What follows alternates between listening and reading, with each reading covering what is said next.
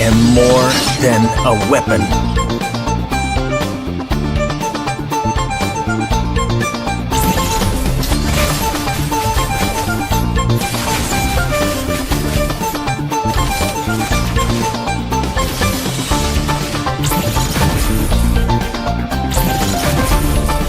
What for?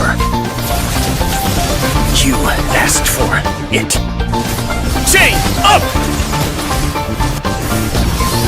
It is my mercy.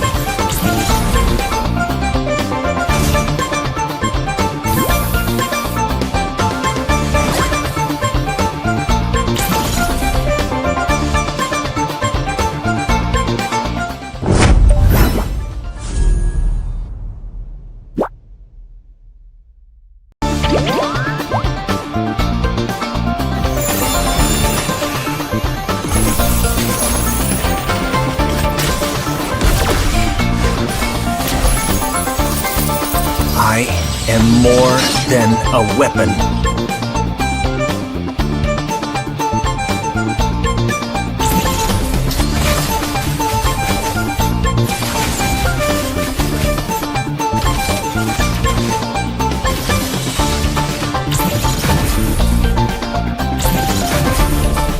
What for? You asked for it. Chain up! It is my mercy.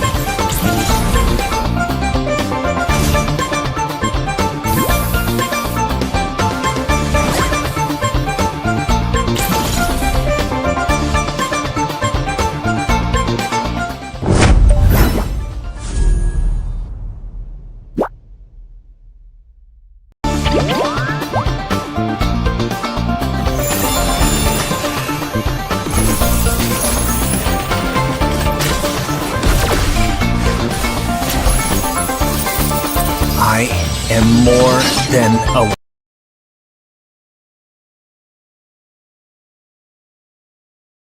Hello, everyone, and good evening, ladies and gentlemen. Welcome you all once again to the National College Cup. Another evening of exciting matches tonight, and we'll be the one hosting the matches. It's me, Fredo. Alongside me is Ash Chasey, and we'll be the one taking you through tonight's journey. And with that being said, if the wheel are ready, then we can definitely go forward for it. Okay. So yeah, Hero, whenever you're ready, you can put that wheel so that we can do the lucky spin, which was left yesterday, guys. So yesterday, due to some issues, we're not able to complete all the lucky spins. Two spins were left, and we need to still need to announce the lucky winner for yesterday. So we'll go ahead with that first, and after that, we'll be going into the matches. All right. So yeah. So as soon as we're ready, and as soon as production decides to go forward with it, we'll go forward with it. But before we do that, I'll just like to announce, just introduce the teams for the first match. And Ash, do you want to go ahead or should I do it? You can do it because if I will say it, I don't know how it will sound. Okay, before that, I think we should first. Okay, let me do it then.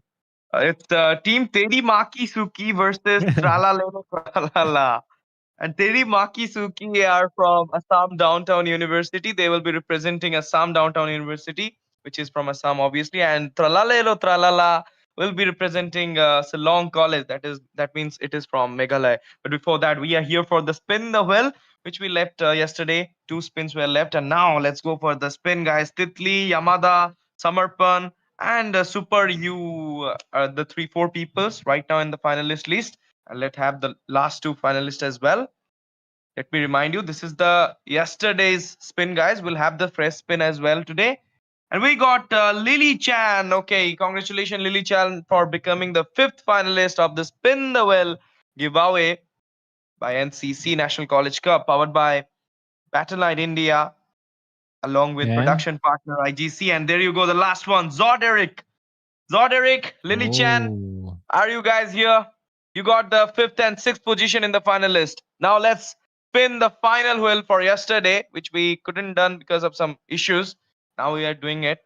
We'll have one winner. Who it will be? Titli, Fredo. Titli is someone who is being getting the finalist spot for 3 days, but couldn't won single time. wow, that is so unlucky. But I hope, We'll be getting you as the winner tonight. Let's see if it is going to be Titli who will be lucky or it will be someone else. So yeah, let's get ahead with the final spin to decide who will be the winner of the last one.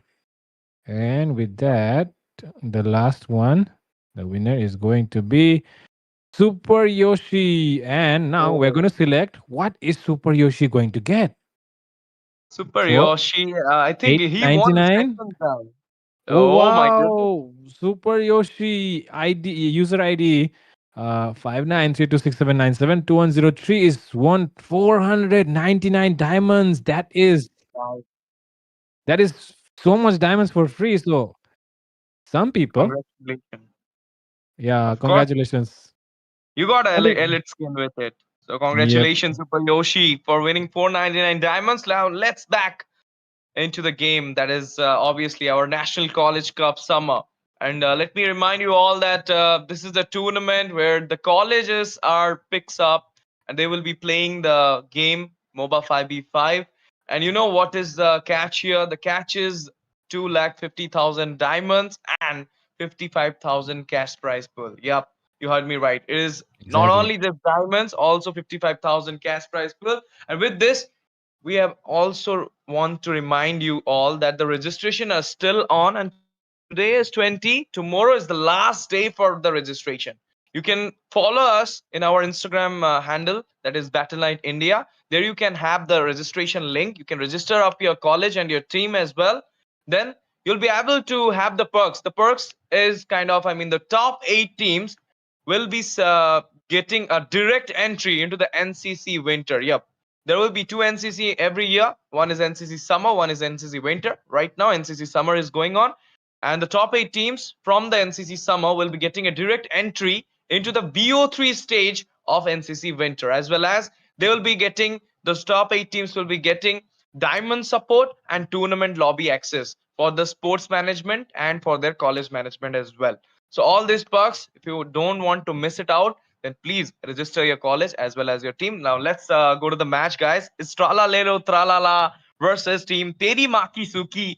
And Teri Maki Suki are from Assam Downtown University representing Assam State, whereas Lero Tralala are going for Ceylon, are from Ceylon College, who are representing Meghalaya, obviously. And the ban is looking very much good from the side of Lero Tralala. Two assassin jungler ban, one double S tier, one single S. Mm. And with that, is going to be Assam Downtown once again. And we have seen a lot of teams from this university. And this is going to be probably the fourth or fifth one, I think, actually, if I have counted it right. But of course, it's not just one, right? At this point, more than two or three at least. So I'm just guessing it's four or five. It might be the fourth or fifth team right now. And with that, Tralala coming from Shillong College, and they'll be the first one to represent Shillong College. And we all know Meghalaya did not really see a lot of teams from Meghalaya, but this could be one of the first ones that I am casting for Meghalaya. And with that, the band section looking really stable, really meta oriented. Except for Yeah. that Atlas and Minsitar pick, I feel like all the heroes are ban worthy. But of course, the Minsitar is a situational ban because if you are going to pick up heroes like the Fanny or something like maybe even the Ling as well, the things that can dash around, you might be Yeah. facing some trouble facing the Minsitar. So yeah, I guess that is a good one. Now, I don't really understand the reason though behind that Atlas pick. Maybe we'll find it out as the draft progresses. But the first pick coming in from Tralala is looking really good. The first pick Yuzong is a good thing to get started your draft with because we all know Yuzong very dominating in the EXP lane, especially in those 1v1 situations and in the team fights as well. Black Dragon form just annoys the enemy. Yep, and you can go with a Alot right now against that Yuzong. No, bro, they're going with a Terizla. That is quite Okay. surprising for me because Terizla is not a counter of Yuzong. Yuzong can easily bust him out, but still, they're going for it. Maybe they are comfort with it, as well as a Xavier, the late game mid lane Aldos, we say them, and late game God as well, just like the Sicilian. But nowadays, Sicilian not get prioritized because of the damage reduction he got with the nerf. But Xavier is quite, I mean, a popular in the mage section before as well as per now because of the CC he provides as well as the range too. You can say because range on not all for the burst, but you can say for the crowd controlling. I mean, those stuns as well as the dawning light can also take out those sliver of HP heroes. So let's Hmm. see how this Xavier gonna works. But from that side, a Popol Koopa. Yeah, Popol Kupa, not really a hero that I expected, or I guess no one expected, because in this meta, Popol Kupa, not really good in this economy at least. And with that, Farsa pick is kind of good because the range is there, and also the mobility, the rotation speed will be much faster as compared to the Xavier. We all know the Farsa can provide a lot of backup to the side lanes, but the Xavier, of course, it struggles to rotate. You are always bound to get caught, so you need your roamer to give you the vision. So in that department, I feel like the side of Tralala are going to be more doing better in the side lanes actually, because the Xavier won't be rotating as much.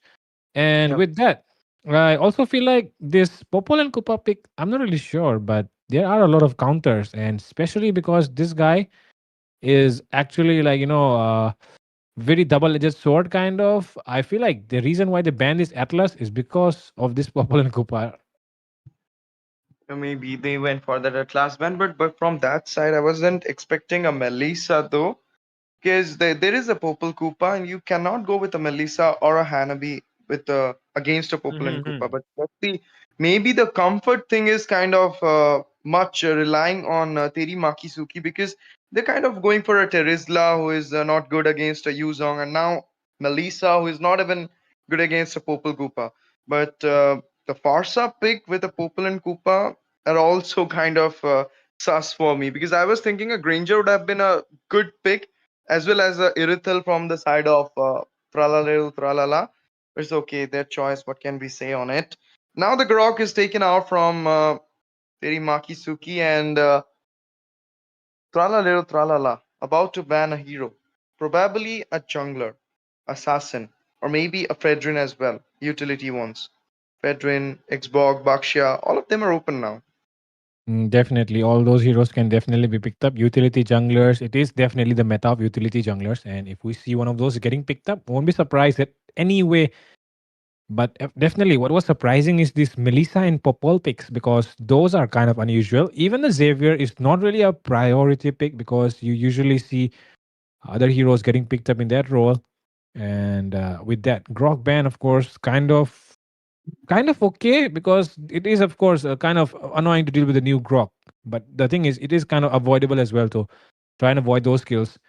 But now coming to the second phase, junglers not picked yet, roamers not picked yet. Both the sides have picked up the same roles, which is usually what does not happen, because when you're drafting in a tournament you usually want to pick up the roles which have not been picked up by the enemy, because you know that those roles are already filled and they're not going to pick up any more heroes in that role.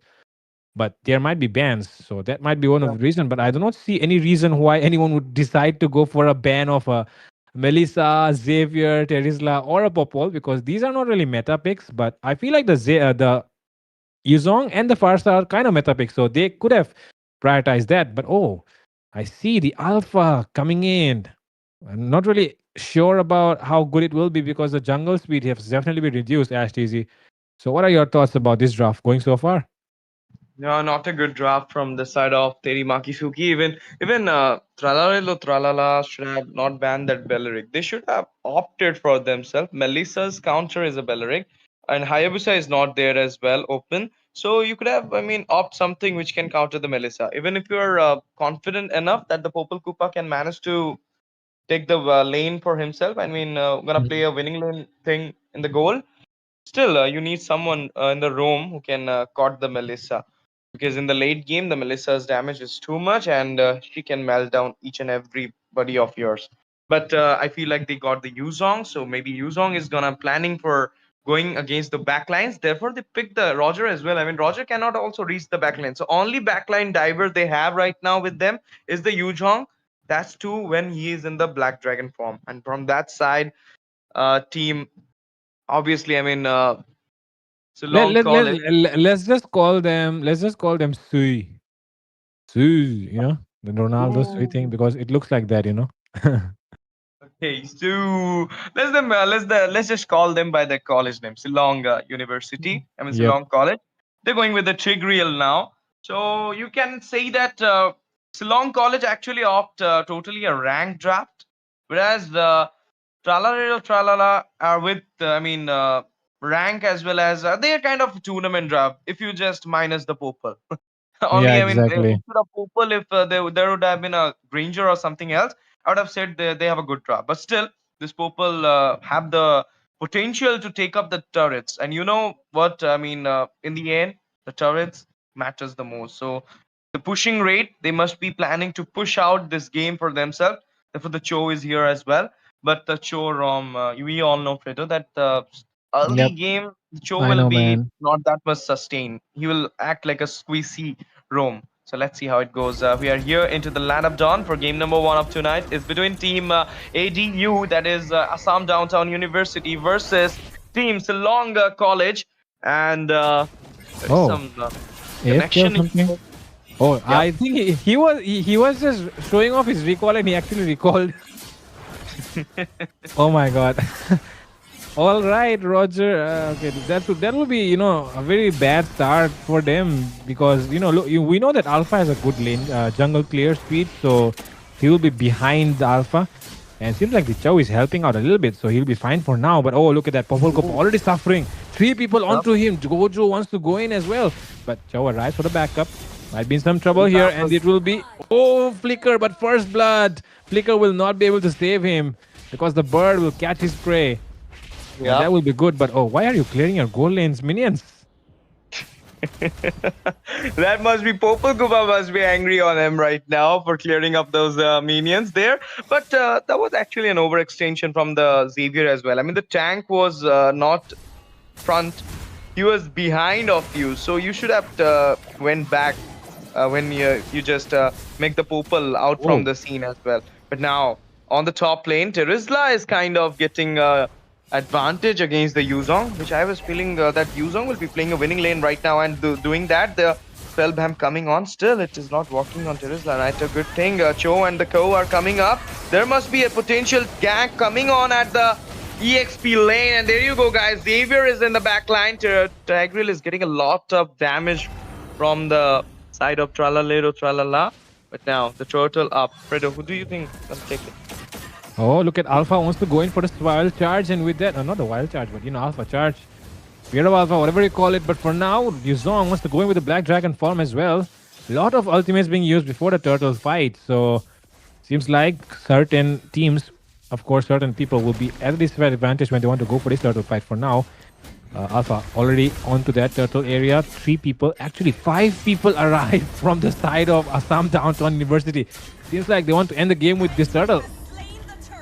I don't know what is the Popol Koopa is doing now. He kind of taking the crab. He should have pushed the lane. I mean, you have Koopa with you. You have a good lane clearing ability. You should have taken the tier as soon as possible. But now, the Alpha going with the Spear of Alpha penalty zone, the scum up, and there you go, guys. The Yuzong will be perished away. He will be taken out by the side of the Teri Makisuki. Will be taking out, and the implosion. 2-man caught up there. Melissa find a kill onto the Cho. 2-man down. A good trade. They got the total, but now, oh my goodness, Melissa didn't got the time to get back. Got a lot of damage from the Popol Koopa. Just got down there. It's a 1 for 3 trades actually. Farsa arrives. Farsa looking for a target. Might be in right now, but outside range just by a little bit. But that has made them very, very low. If the Roger wants, he might want to try his luck to go in on that Xavier. But of course, the Tiger is definitely guarding him.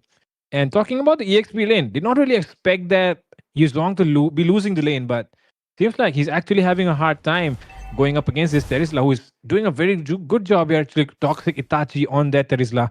And along with that, I feel like they could have the Chow actually could do much better, but for some reason he's not really able to provide too many setups for his teammates. And like you were saying, Ash, the Popol can actually guard himself because he has a lot of vision thanks to his traps, right? But even then, somehow he has died once already. Actually, some downtown university, they kind of relying on the rotation, and now we can see the tier taking is already started. The split push on the top, and they're kind of not going for the turtle, but now In the meantime, Tiger will give a poke there, and the position is too bad. The implosion just connected two people. Dawning Light just come up. Melissa will be finding a kill again out of the Cho. In the meantime, the Spear of Alpha actually is the force spear there, and they will be getting a kill onto that Forza. As well as Popel managed to got down as well. But the Lakin Pounce comes up. Slaver of HP, two-man there. Double kill will secure. Spear of Alpha once again come up, as well as the force swing. Dawning Light just come up as well. Roger was planning to take down the Xavier, but it was Alpha who just managed to, defend it down. Yuzong right now going for a surprise attack onto the Alpha. Getting a lot of spell bam there. Spear of Alpha will be retaliating back, but it will be a shutdown. A killing spree will be secured there with a mega kill onto the Yuzong as well. Double once again will be secured by the Roger inside the turret onto the Xavier. He particularly spent a lot of time there, and now Roger got a lot of damage onto the from the clear as well. Our fight is still continuing at this moment, and due to that, we're gonna see the Terizla getting a double kill as well. Nobody's there to take up the turtle, but the fight was too long. In the end, I can say, Assam Downtown University kind of won the fight as well. Did you see that penalty zone? He caught two members with the flicker penalty zone there. The Terizla, that was a good one from him, and that too, he actually predicted it, or maybe he was just lucky, but he actually penalty zoned inside the bush and he caught two members, and one person was trying to recall, which was the Farsa. That was really cool.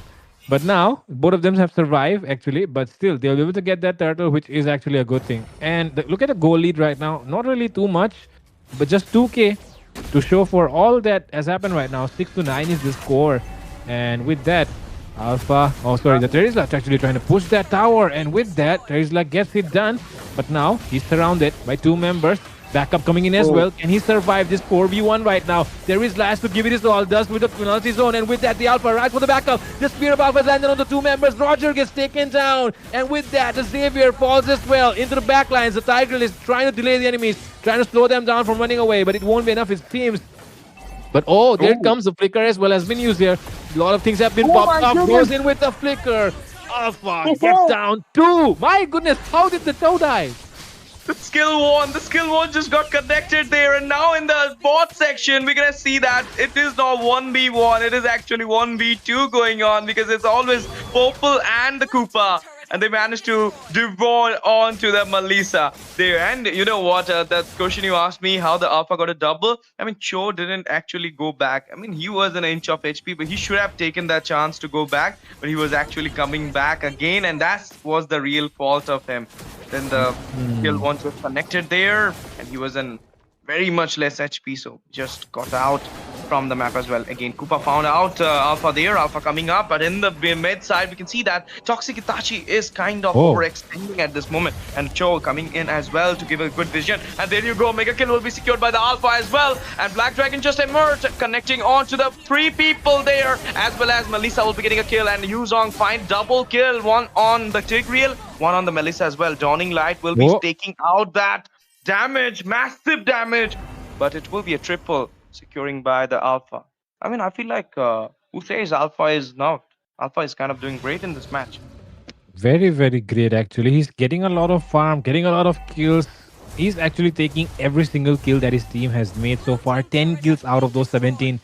And with that, he's taking up the purple buff as well. He's not leaving anything for the enemies as well right now. The Roger, even though his skin is good, I feel like he's really suffering, because of course the Alpha with that legend skin is definitely going in for that Cho right now. And I feel like the Cho was also lagging that last fight as well, Ash. I don't really know. I feel like Oxalate right here is definitely having some problems with his network, or he is just pissed with his teammates. I don't know. Yeah, I feel like it was not network. It was actually force swing slowing him down, and he doesn't got any chance to get back. He just thought that no, it's time to let me give them the skill, because I can't go back. In the meantime, we can see it's uncontested preload for the side of team Assam Downtown University, but what we expected. The Popel Koopa is here to push, and he managed to push down 2 tiers in the bot section, but will it make them win this game?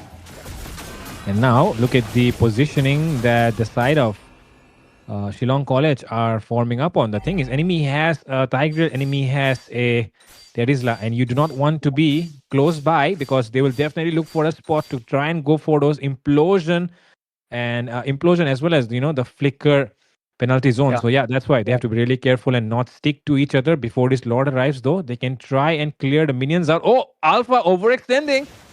Oops, oops, oops. But now he will be fine as well. Black Dragon emerges, coming in for the engage and going on to the back line. There you go. Xavier in a very bad position. Spear of Alpha comes in as well. Melissa will be the one taking out the kill there. Way of Dragon connected onto the Xavier. Xavier was the one falling down. As well as in the off cam, we can see Tigreal, the roamer, managed to take down the goal laner. It is absolutely surprising for me how it just happened. Maybe the final blow just got hit onto by the Tigreal there, but now Lord is coming in, 3-man down. Cho is wasting the time at this moment. Can Alpha find him in the bush? Let's see. No, he just got distracted. He went to the wrong bush actually. I mean, it's actually a good thing. Cho just took a lot of time, gave a lot of time to his team, but now Lord emerging, Holy Blessings on at the top side. Maybe a good defense. They can defend it. They can defend this Lord. Oh, they want to go in for the implosion. Spear of Alpha, Dawning Light, everything at an instance, and it will be a double for the Alpha onto the Yuzong. Slaver of HP, Terizla was also there. He'll be going back. Team some downtown university are right now jeopardizing each and every moment. They are dominating the game. The score is 22-10, and the goal lead is 7k. Feather airstrike comes up, dealing a lot of damage from the backline. Boss is where they are. Legendary got there by the Alpha, and there you go. Popple and Koopa right now working the situation. Tigreal at a very less HP will be taken out. It's a double kill. Penalty zone about to come. No, it's no need to go for a penalty zone when you can take him down with just your kill too. Just the swing of your axe, and that is exactly what Terizla went for. Swinging his axe and takes down the dog along with his owner. And with that, the wild jungle boy has disappeared off the map. And with that, on the top lane once again, there's Terizla.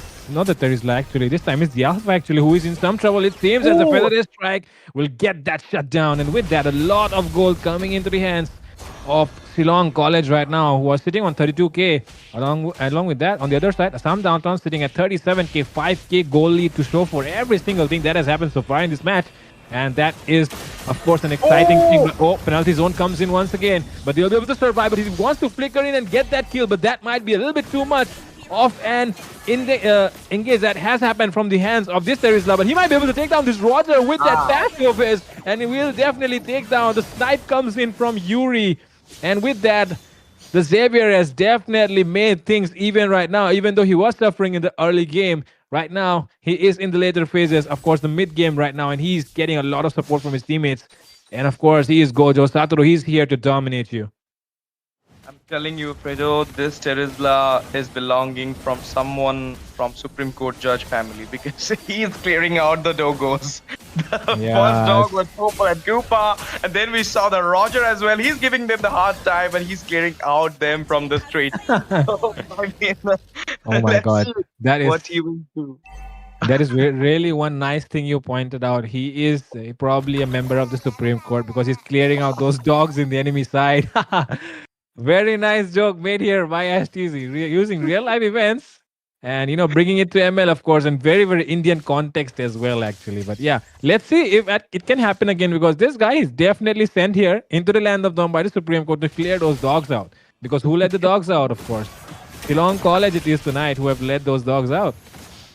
Of course, and it's Assam Downtown University who are clearing up the mess in the streets of Land of Dawn. And now we're gonna see the Lord, the big OG, is coming in from the top side. Popple and Koopa need to clear it out, but it was the Roger who was there. But before it happens, Alpha took the matter into his hand and managed to clear it down for the Supreme Court.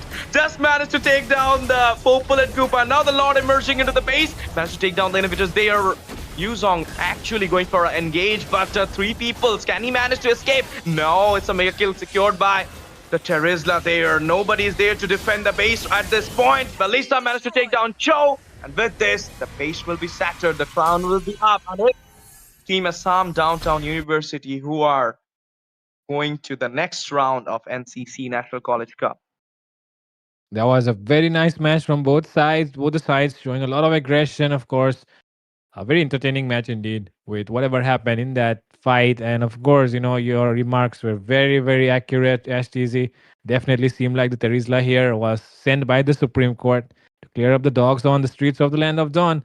And the one who will be suffering will definitely be Shillong College because they will be losing it out. Assam Downtown University, of course, represented by more than 2 or 3 teams at this point, almost 4 or 5 teams, I guess. I've lost count at this point, and these guys are definitely cooking with that draft along with the gameplay as well, especially Toxic Itachi. 0 deaths in the entire game, dominating the lane against the Yuzong as well, winning out those team fights, setting up those plays for his teammates, 13 assists on the scoreboard for him. And that just speaks for itself as to how important it was, uh, he was for making his teammates win this one. And with that, of course, if we take a look, the Popol did do a pretty decent job, I'd say. And because if you take a look at the Melissa did suffer a lot, and he got taken down by the Popol quite some time. So yeah, good job to the Popol, but I think the Chow was definitely lagging or something because I don't know. But yeah, Ash, do you have anything else to say about this match? It's like, I mean, you went for a totally different draft and you managed to take on the victory. So you are actually good with your comfort heroes. I can say that for the side of Assam Downtown University. But now, as we done the previous day work, which was not done previous day because of internet, I mean, because of some issues, technical issues. But today we don't have any technical issues. So we shall go to the spin the wheel giveaway. So the first spin the wheel actually for the first finalist, as we just completed the first match. So let's see who will be Yep. the winner for the first. I mean, who will be the first finalist actually? And with that, here we Him. go with the Yeah. spin to find out the first finalist of today's evening. And the first finalist of today's evening will be, once again, it will be Samarpan because it seems like a lot of people are not really participating in the events. So only the older, people will be the one winning these rounds for now. But yeah, if you do not know still how to participate, of course, guys, it is there in the Instagram in the Instagram page as well. If you do not know, just share the stream link into a group chat, and send the screenshot. And with that, you'll be able to participate in the giveaway for free. And with that, the chance of winning up to 899 diamonds. And not to forget, if you do that, you might win those 899 diamonds. And with that, we'll be taking a short break. As TC will be me, as TC and Fredo will be back after a short break, bringing more action on the other side. So yeah, stay tuned on Battleknights India and the National College Cup.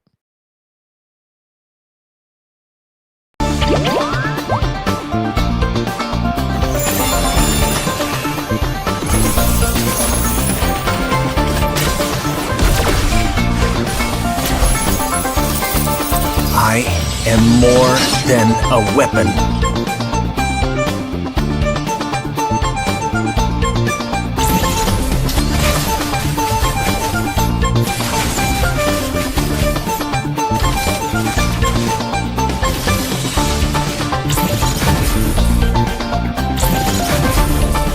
What for?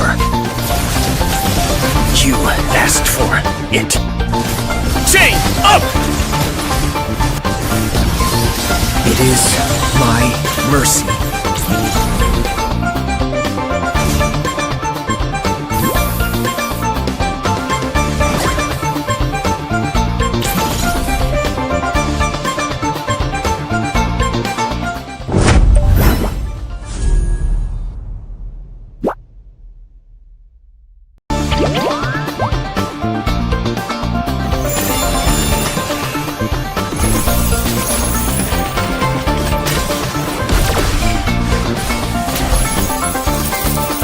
I am more than a weapon.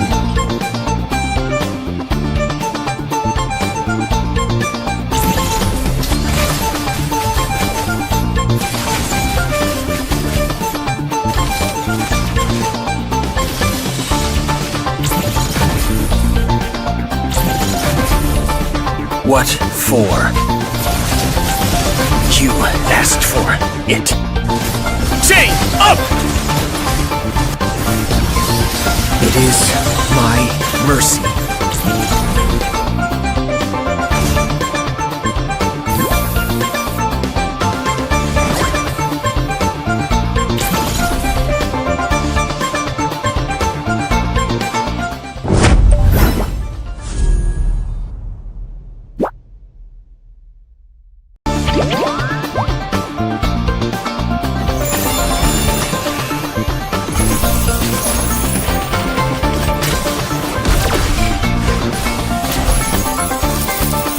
I am more than a weapon.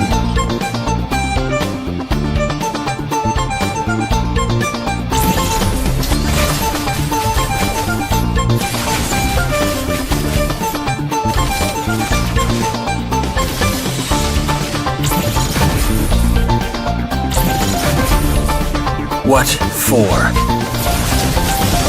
You asked for it. Chain up! It is my mercy.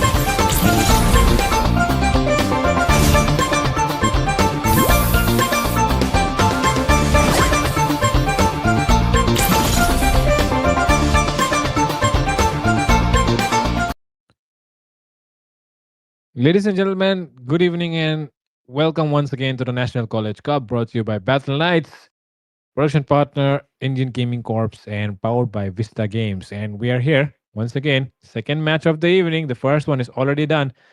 And with that, once again, myself, Fredo, alongside me is Ash and we're going to be bringing you the action. And to introduce the teams, Ash do the honors.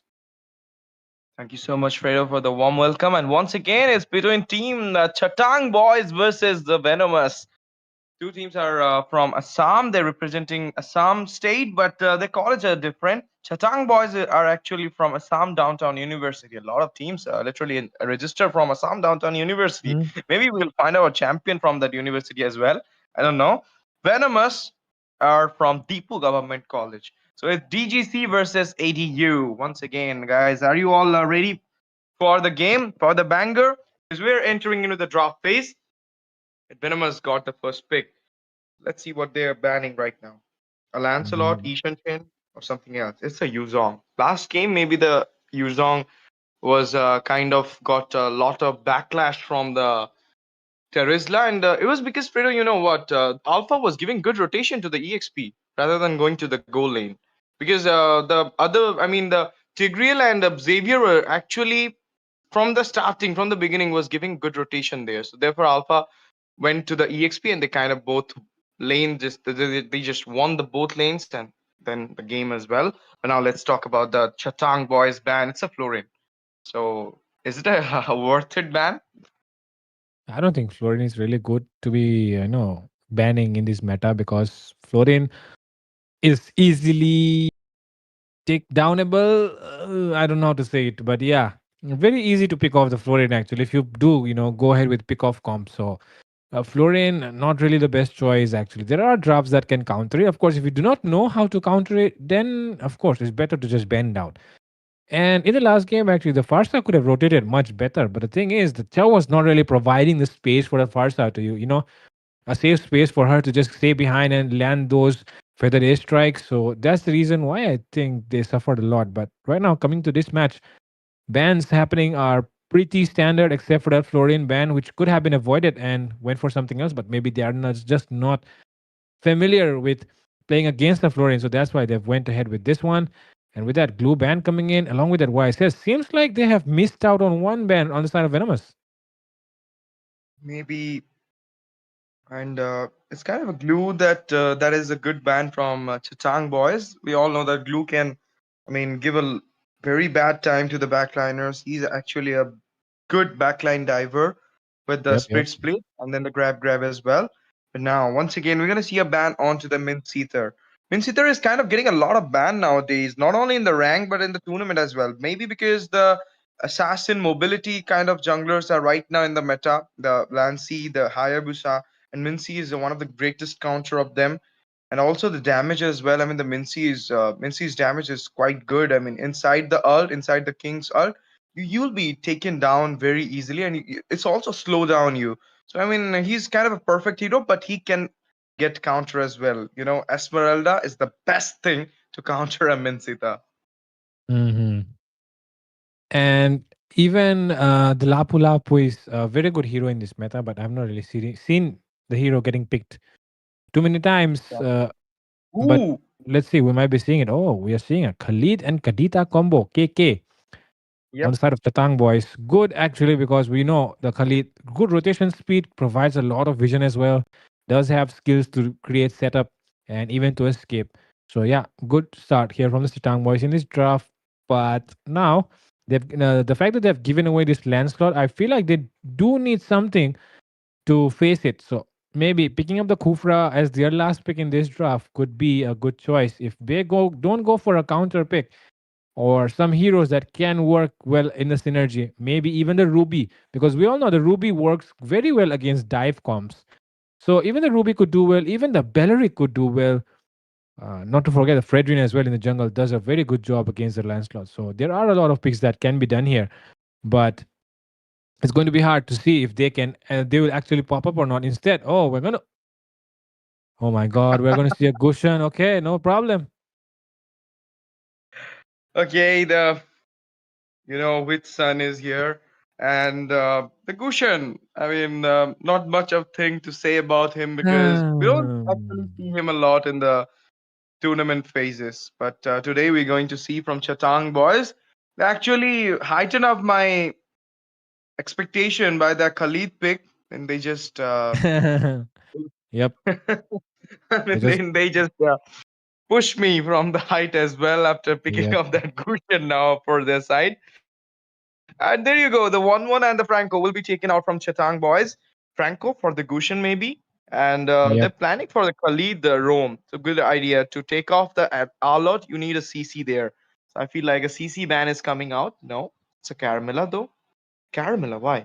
Khalid is to the Rome. I feel so. Maybe they just don't want to take team fights. They don't want to give more team fight potential to the enemy, probably. Because if you combine the Khalid and the Carmilla, it's actually pretty good solid front line, Maybe that's the reason. I don't really know, but that's just my guess.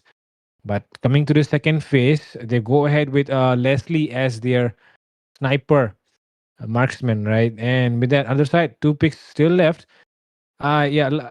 Talking about the ban section, though, I feel like Ash they've banned the Franco for the Gushin. They ban out the 1-1 because they saw that Irithel ban. Because of Yep. course Irithel good against the 1-1, right? So they do that, and along with that, they ban out the Carmilla, like I said, because good team fight potential. But now they have taken up the Akai, which is a good disengager, even a good initiator sometimes. Works really well against these comps. And another reason why they might have banned the Franco is because we all know the Kadita's ult can only be stopped by suppression. So yeah, that might be Yep. one thing. And Akai will be the roamer actually, Fredo. So Lancelot is right now with the brute force and queen swing build. He's kind of a utility jungler more than a mobility one. But Mm-hmm. this Akai cannot give that much crowd controlling. You said that it can give that disengage of the Khalid's ult. I mean the obviously as well as Kadita will be a thing. I don't see anyone who can stop the Kadita other than the Arlot, maybe, with the final slash. Yep, I too believe that, and he might even, try to go inside and check bushes. And but the thing is, right now, after picking up that Minotaur, things are looking a little bit in favor of Chatang boys because we all know the AOE of Minotaur is more than enough, and along with the healing, right, it is more than enough to turn things around in the team side, especially with the passive of the Flask of Oasis. So yeah, they have to be really careful to build up that anti-heal fast as soon as they can. But now talking about the gold lane matchup, it's Leslie versus Granger, and these two heroes are heroes that I play a lot. And I know for a thing that Granger always wins against the Leslie unless the Yes. Leslie is kind of good. Because we know Yep. Leslie, the passive is very, very good. You go back and forth, keep dashing and keep spamming that passive. And with that being said, ladies and gentlemen, welcome to the land of Dawn. Chatang Boys versus Venomous. It is Dibu Government College versus Assam Downtown University once again. Yep. Now let's see how the Raising Sandstorm will be the X factor for the side of Chatang boys. Some Downtown University obviously won the previous match, but about this match, I'm not sure. They got a Gushan jungler though. But if the snowball will not be there in the early section, he cannot be a good pick against the Lancelot, obviously. But in the top lane, we can see that the Leslie is kind of giving a hard time to the Ranger already. And the Letho just got picked up by Gushan. There you go. A beautiful pull coming out from the Jukshin there. Kadita went for engage, but couldn't find anything. But the Minotaur is right now having, half of health there. Now, the minions are marching into the top lane tier 3, and Leslie will be having the lunch there. And with that, the Minotaur arrives to the scene. Akai is definitely there. He can definitely go and poke in as well, but he does use the dash right now. Maybe if he play a little bit more safe, a setup might be coming in really soon. 4 people, a lot of people gathering there. Something might be happening soon, it seems, but seems like no one is ready enough to pop in. But the engage comes in from Kadita. First blood goes into the hands of the Leslie, and one more might be falling right now. It will be the Gushen, and Lancelot still has those dashes. Wants to go in, it seems, but will he do it? Actually, Fredo, it was a right call. I mean, did you saw that perfectly when the Kadita went for the engage? At the most particular time, you see the Minotaur just used the flicker as well at the particular time, and they just managed to take a kill. But it's sad that they got also. I mean, gave one trade to them as well. But it was Gushan. Obviously, I was sus about that pick, and now it is kind of more sus. And Phantom Execution. With that, they will secure the turtle. With that though, it seems like in the jungle area, something might be going on. Final Slash comes in, but it's not enough as there is no damage. And with that, Akai will pay the price for that bad engage by the Arlot. And Khalid just surfing on his skateboard, want to show off his skills, or maybe just wants to look at his own skill effects. Because there was no reason he ulted there, right? It was actually ult on a Natalia there, but now Arlot went good there, actually. He just went for a good engage, but it was actually an overextension from the Akai. So he just got down by the Gushan there. Now it's kind of, I mean, Lancelot engagement will be a big thing for the side of Deepu Government College because yet the Lancelot about to go for a kill.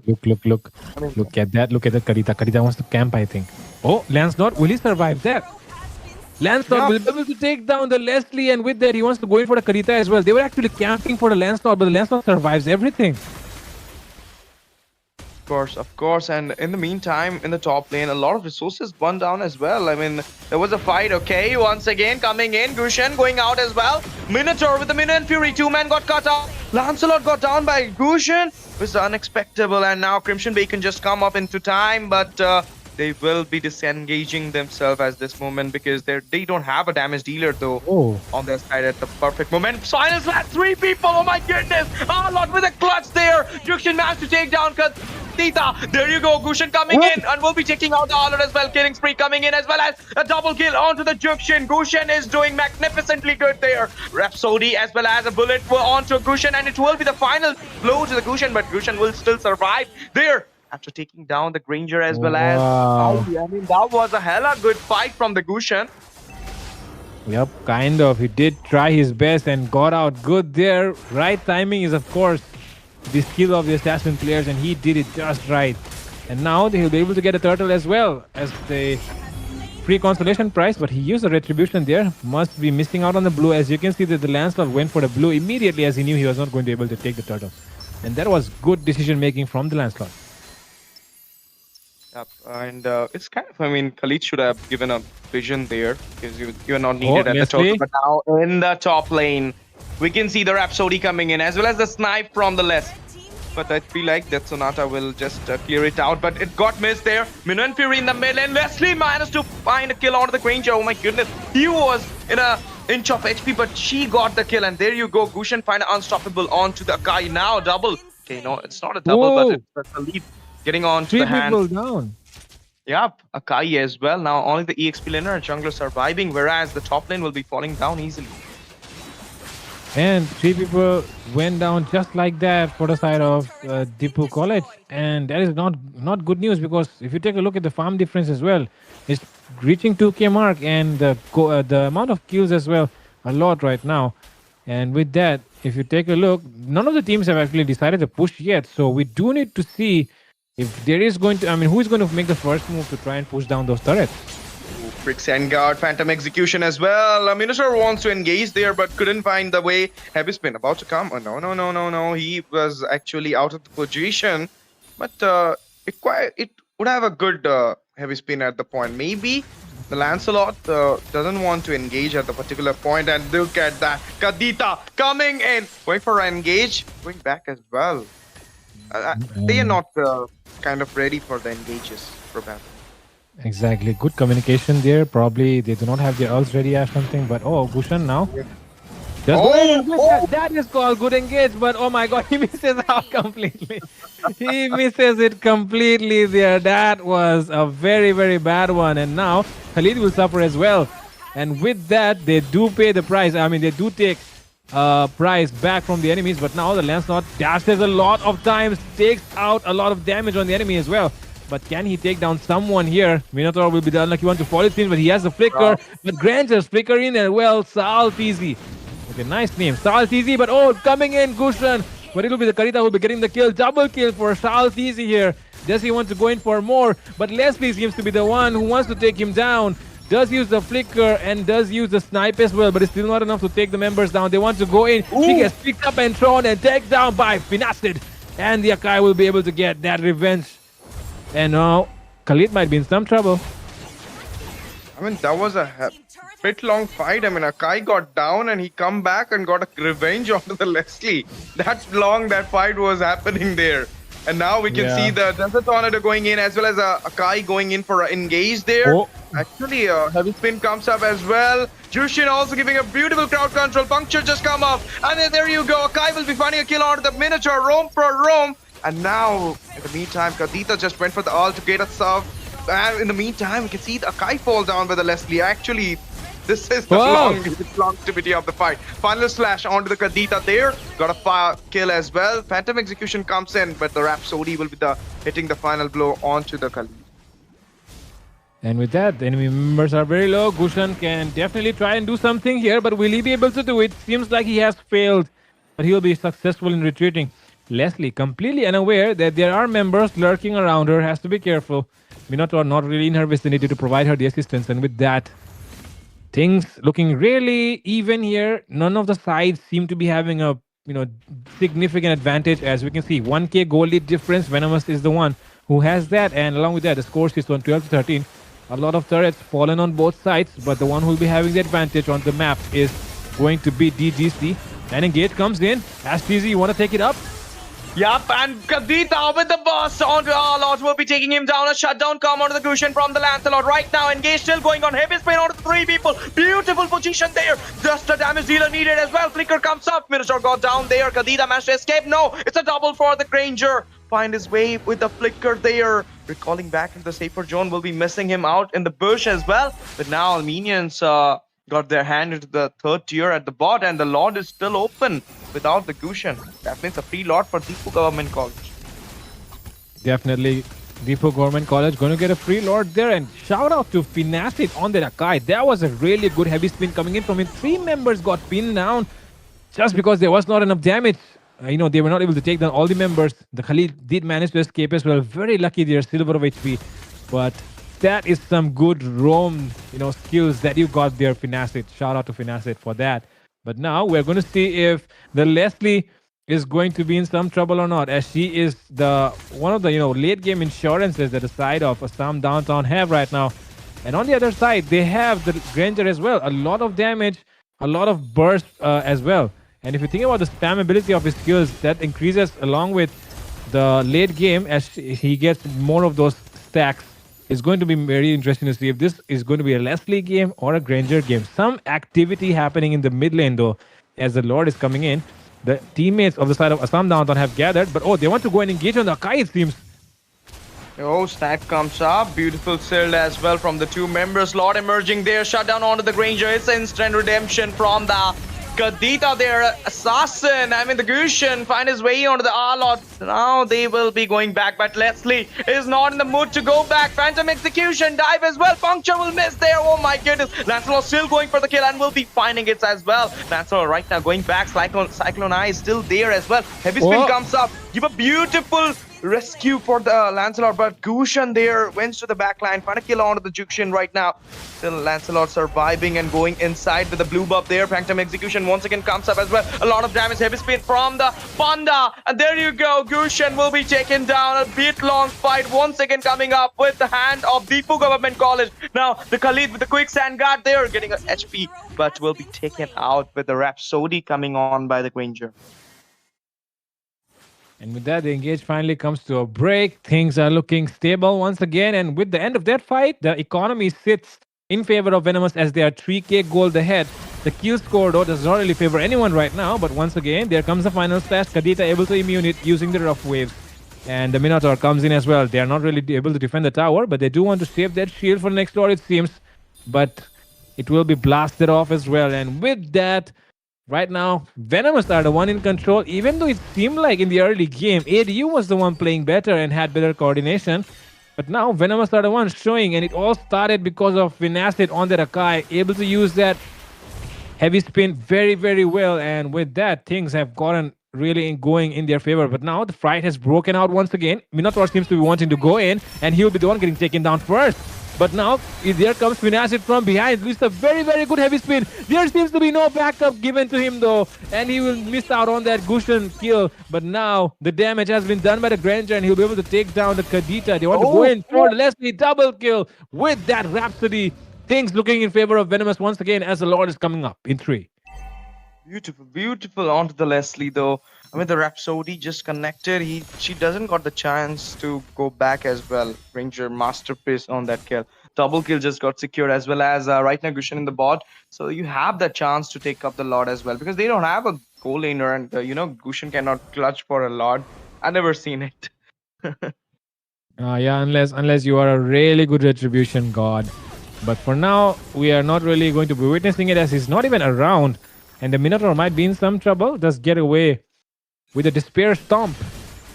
And with that, Leslie uses her snipe to spot out the enemies. And they do realize that there are a lot of members. But with that, the engage coming in from this Akai once again. Finacid is able to pin down one and only Khalid, and Rowdy will get taken down this time. And he's not going to be present for that Lord defense, which will be happening soon. And look at the number of minions which are arriving in the top lane side. Chatang boys do not seem to be aware, but the Lancelot wants to go in. Petrify might stop him, but he still immunes everything and he's able to get away as well. Oh, he wants to go in once again. My goodness, Lancelot! Some skills right there on display from this guy. His name is Nonchalant Angri, and Angri has done a very good job there.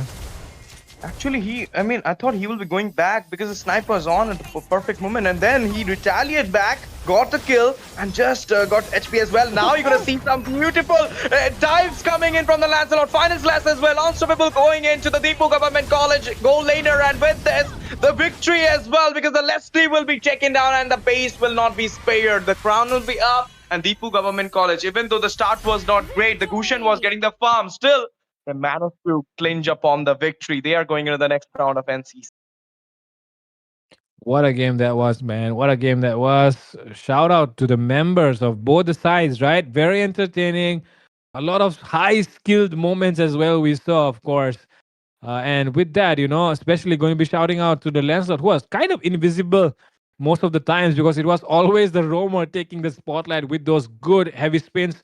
But he came in as well and he showed and he shined in the last moment, especially in that last Lord push. And with that, going to be shouting out to Nonchalant Angry, especially because of what he just did right there. And I mean, this entire squad was kind of good. The coordination was on point.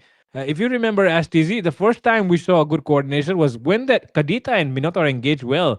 But after that, they did not really do anything more, Yeah, obviously on the top side, they did a good thing as well as when the Gushan got the triple kill there. It was also fascinating. Then all those heavy spins getting 2-3 peoples, and that moment when he just bring out the Khalid from his friends, it was an actual moment for the Akai though. And even the Akai went, if you remember, went in and he doesn't got the kill there, and then he comes back, take out Leslie. That was a bit long fight, and then he got actual time to resurrect back into the land of dawn and took the revenge for his death. So okay, guys, the game on and it's went to Deepu Government College. Congratulations for going to the next round. Now it's time for spin the wheel. We got the first finalist is Samarpan, and now we are about to get our second finalist.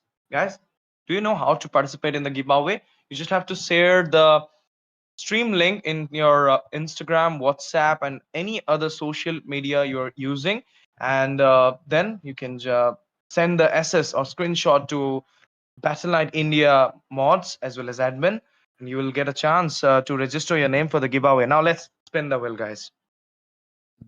Let's take a look who is going to be the first winner.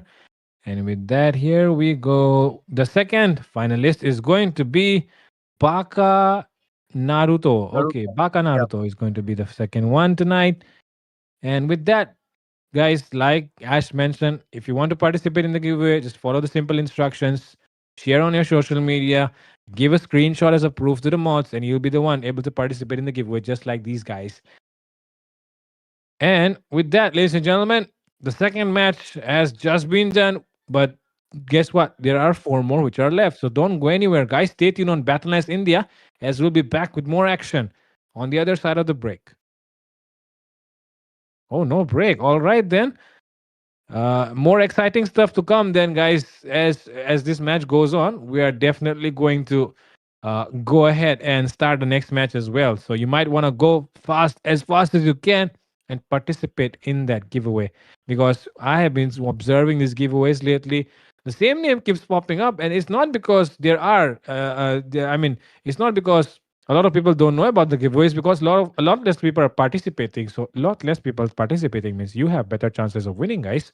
So try your luck and participate in the giveaway so that you do not miss out on these free diamonds. And with that being said, the next match is going to be between Tofu Esports from St. Joseph University, Dimapur, and Wish Esports from Andhra University. Okay, we're seeing Sounds a team from Andhra University. Is it actually the yeah. Andhra Pradesh?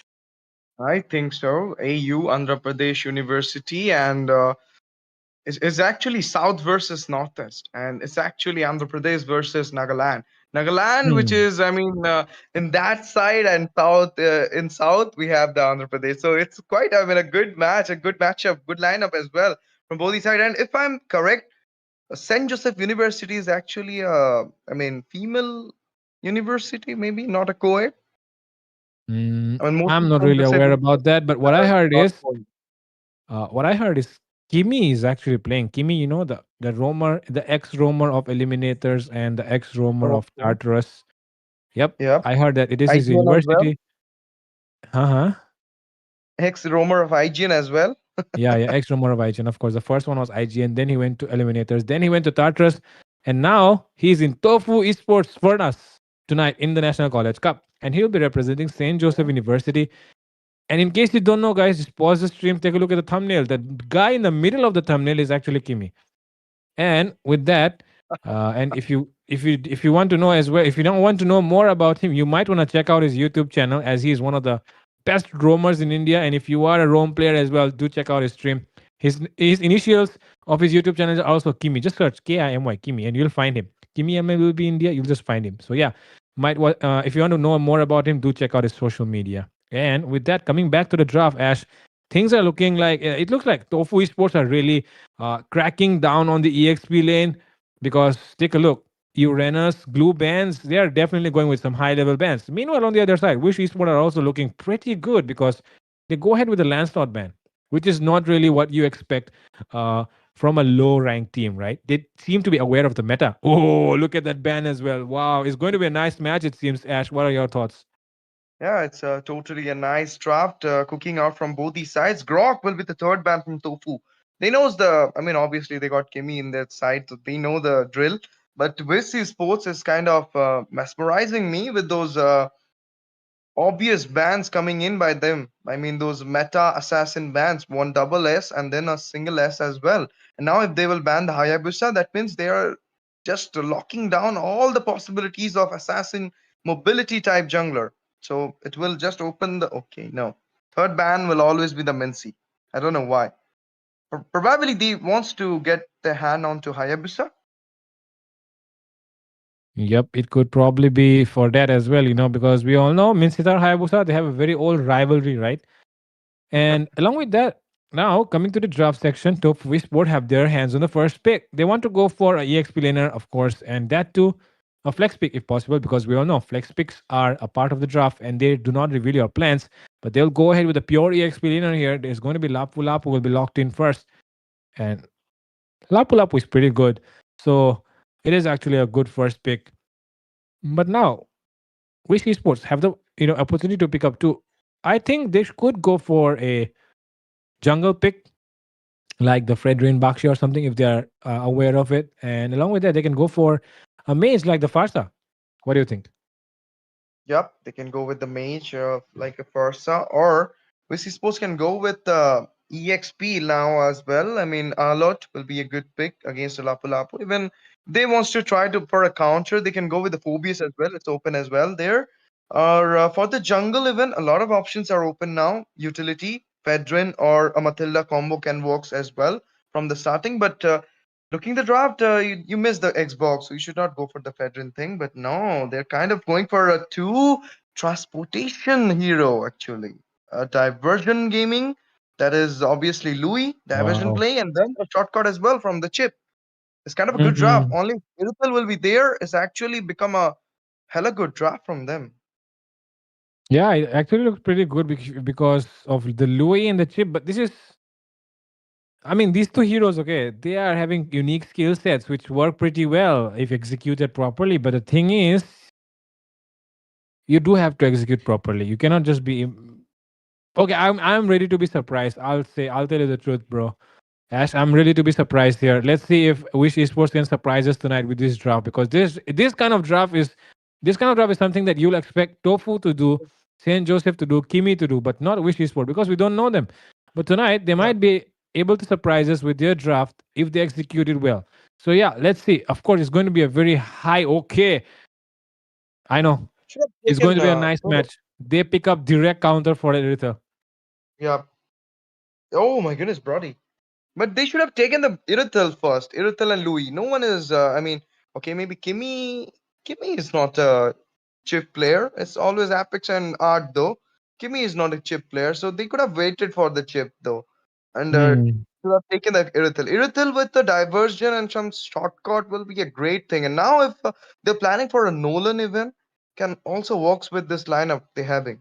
But it's like what team Tofu is trying to pick up. That's the main thing we have to see. But before that, we can see the Yuzong will be taken out from Tofu Esports. They are planning to ban out the EXP laners because Team Wish yet to pick their EXP. Actually, Andhra University. And with that, coming to the second phase of the draft, we're going to see Yuzong and Zorin getting banned here. And I won't be surprised because these two were the first bans in the last match. But I'm not really sure about this Florian ban. And after this Florian ban, the expectation level, from which esport just decreased a little bit. So yeah, with that, they ban out the Bakshia as well, which is actually a very good ban because we know Bakshia is a good jungler, and maybe they were setting up because the enemy does not have their roamer yet. So yeah, I think it's a pretty good draft that they've went with. But even then, they still need to finish off the draft with two more picks. So yeah, let's see what they pick up this time. I feel like Fredo, they're not gonna pick up the jungler. They're gonna pick up the goal laner. I mean, not the goal laner, EXP laner, and they will pick up the jungler in the last because they're kind of forcing Tofu Esports to pick up that Fedrin. All the options showing me that they're forcing them to pick up the Fedrin and they can go for the counter. That is the Xbox. Xbox actually will work great Yeah. with the diversion and the shortcut as well. So it's kind of, I mean, if this is their mindset, if this is they how cooking this draft, then it will Mhm. be a good thing. But if they are trying to pick up a Alucard here, I don't have to say anything. Okay, yeah, I just hope they do not pick up the Alucard. And with that, oh, CC comes in, so Hopefully, that means true hopefully. damage. And you do not want to pick up frontliners who can get melted by the CC, especially not those high HP ones. So CC, a good pick here by Wish Esports. Now they need to lock it down with that last jungle pick. What do you think Ash could be the jungle picks here from their side? And with that, Tofu Esports actually missed out on one ban. Yeah. Oh, Hayabusa was open all the way, and they will be prioritizing it first. And it could be a good jungler here. See, Louis, Chief even will be a not that much sustain from the early game. It will be a squishy support roam, and then you have the Brody as well. But now, as the Hayabusa got picked up, there was a 100% chance that this Fedrin would have come from their side, and it is there, guys. I mean, they were waiting Mm. them to pick up the Fedrin so that they go for the Xbox. Now they see that there is no Xbox coming in, so Fedrin will be the great choice. as well as Chip can give you a little bit of heal as well if he's going for a revitalizing. It's kind of a good draft, and Definitely. Fedrin with the diversion can also give you that mobility to the Fedrin. So let's see. The two drafts are looking great, as well as Kimi will be going for the Minotaur. Definitely, Minotaur being used here. I did saw him using the Katot Kacha a lot in his streams, but this time I feel like he wants to go for the healing thing because he wants to support the Minotaur, not the Minotaur, the Lapu Lapu in the front lines, and along with that, he wants to give some extra healing with the Flask of Voices, of course, to the far side and the Irritel, because I feel like the Irritel is in a losing matchup against the Brody. So that Flask of Voices passive might just help her or him get a clutch there. And with Yeah. that, both the sides, really doing good job with their draft, Ashley. This is not the kind of draft that I usually expect because people usually play a lot more laid off in the first phase of the tournaments, right? So they Yeah. do simple drafts, they don't go for much advance, but it seems like both these sides have actually done a very whoa. The things starting off on a very, very good note as we see here that the side of Tofu Esports, St. Joseph are definitely looking very, very happy to play this game. I'm not sure if Kimi is here or not because it's kind of showing me Sanji, the Minotaur's IGN. Did he change his IGN? I'm not sure. Anything could happen, man. But that's what I heard, that he'll be playing from St. Joseph. Okay. That's what we got the info, guys. But sometimes info gets wrong as well. But we're still hoping it is Kimi. The playstyle will say yes that is it Kimi Exactly. or not. But now the Litho, okay, it's got into the hand of Fedrin. He used the retreat though. And with that, the goal lane department is going to be the Irithel against the Brody. So there should be an advantage in the hands of the Brody, unless Minotaur arrives well. And with this kind of rotation that the side of Tofu Esports are showing, I feel like Wish Esports are going to struggle a little bit because of the rotation that they will have. But on the other side, they have the chip and the Loi as well, so it should not be a problem to out macro them at any point of the game. But considering the way they are playing right now, I feel like they still have to play it safe. Oh, chip might be in some trouble here if he doesn't decide to back off. And very, very wise there from Mr. Mega Kill. He decides to back off because he knows there must be support arriving. Because unless the support arrives, the Minotaur usually just stays behind. Okay. What Shadow just come up as well as can he go for a retaliation? Okay, your first blood will be secured by the heavy crossbow as well as Brody will be finding a kill onto the Irithel. It was instant redemption from his side, and in the meantime, all this distraction will let the Andhra University getting the turtle. And I mean, this is purely the example, right? Like I told you, Ash, that this game is going to be interesting because the Fredrin, he knew that the enemy was busy, so he went ahead and took that turtle instead of wasting time trying to gang the EXP or something, waiting for his roam to arrive to start the turtle. Because that is actually something that amateur junglers really do. But this Fredrin here did not waste a single moment, went straight for that objective. And now he's still farming up. And I feel like the Hayabusa, though, he did want to get a kill in the goal lane, but he ended up wasting a lot of time and late rotation towards the turtle. So yeah, that is a slight advantage that Wish Esports should have for now. But how do they utilize it? He finally gets a kill. Zai 1C takes down the Lui in the mid lane. And now, Bravest Fighter being used as well. Might be a 1v1 happening here, but it should not be any trouble for the CC as she will be safe with her Yo-Yo Blitz. Vengeance also popped up and it got used there, but it's quite good. Shortcut right now coming in. There you go. Fedrin and the Co will be going into the goal lane at this moment. Maybe going back as well. Not a good shortcut. Not a good engage as well. I mean, Tofu was actually aware of it.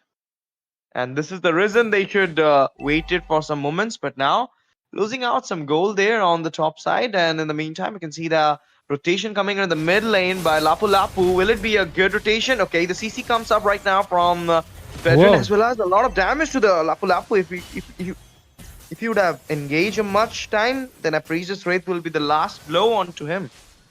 That was good damage being done by the Lui, and it just shows that this Lui It's not going to be a joke, but now torn apart memory still survives 1 HP there. So damn lucky there, Yoruki. Just silver of HP.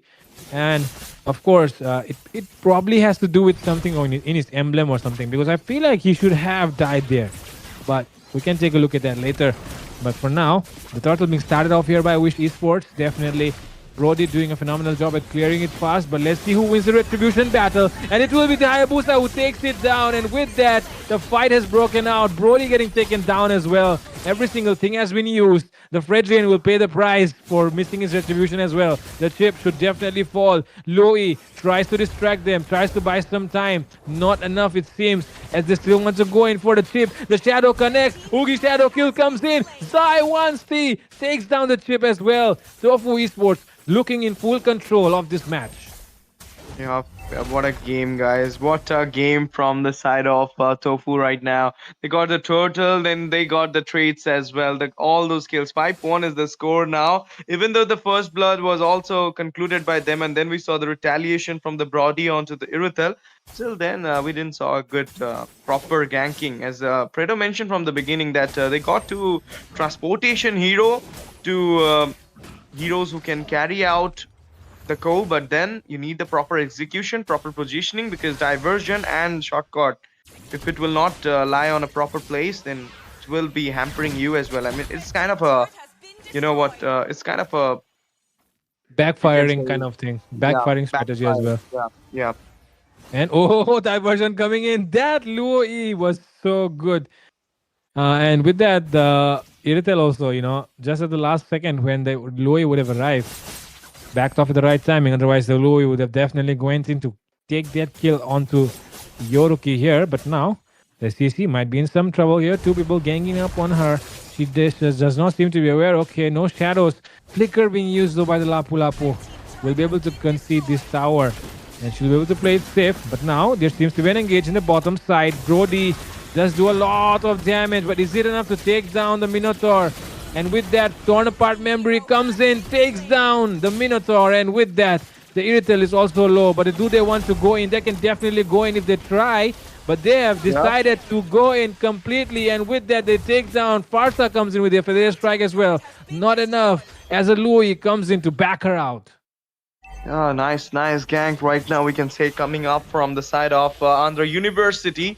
And it might give them the free turtle as well. Fedrin is not in the reach, but he will surely come up soon and take down this turtle. But Hayabusa also looking away for it. I mean, he gonna contest it as well. 5 members are coming up right now for the turtle. There you go. Chip is giving a vision, good vision there. And if Hayabusa, okay, the quad shadow comes up. Retreat as well. The retreat got the retreat there, as well as a kill onto the chip. Fredrin will be finding a kill onto the Lapu Lapu. One man down from each side, and now that praises rate, boom, bam, it is. Yin Yang reaction, giving a lot of damage from the backline. Double kill will be secured on the Hayabusa as well. 3 man down from the side of Tofu, whereas 2 will be taken out from the W.I.S.H. So 3-for-3 trade though.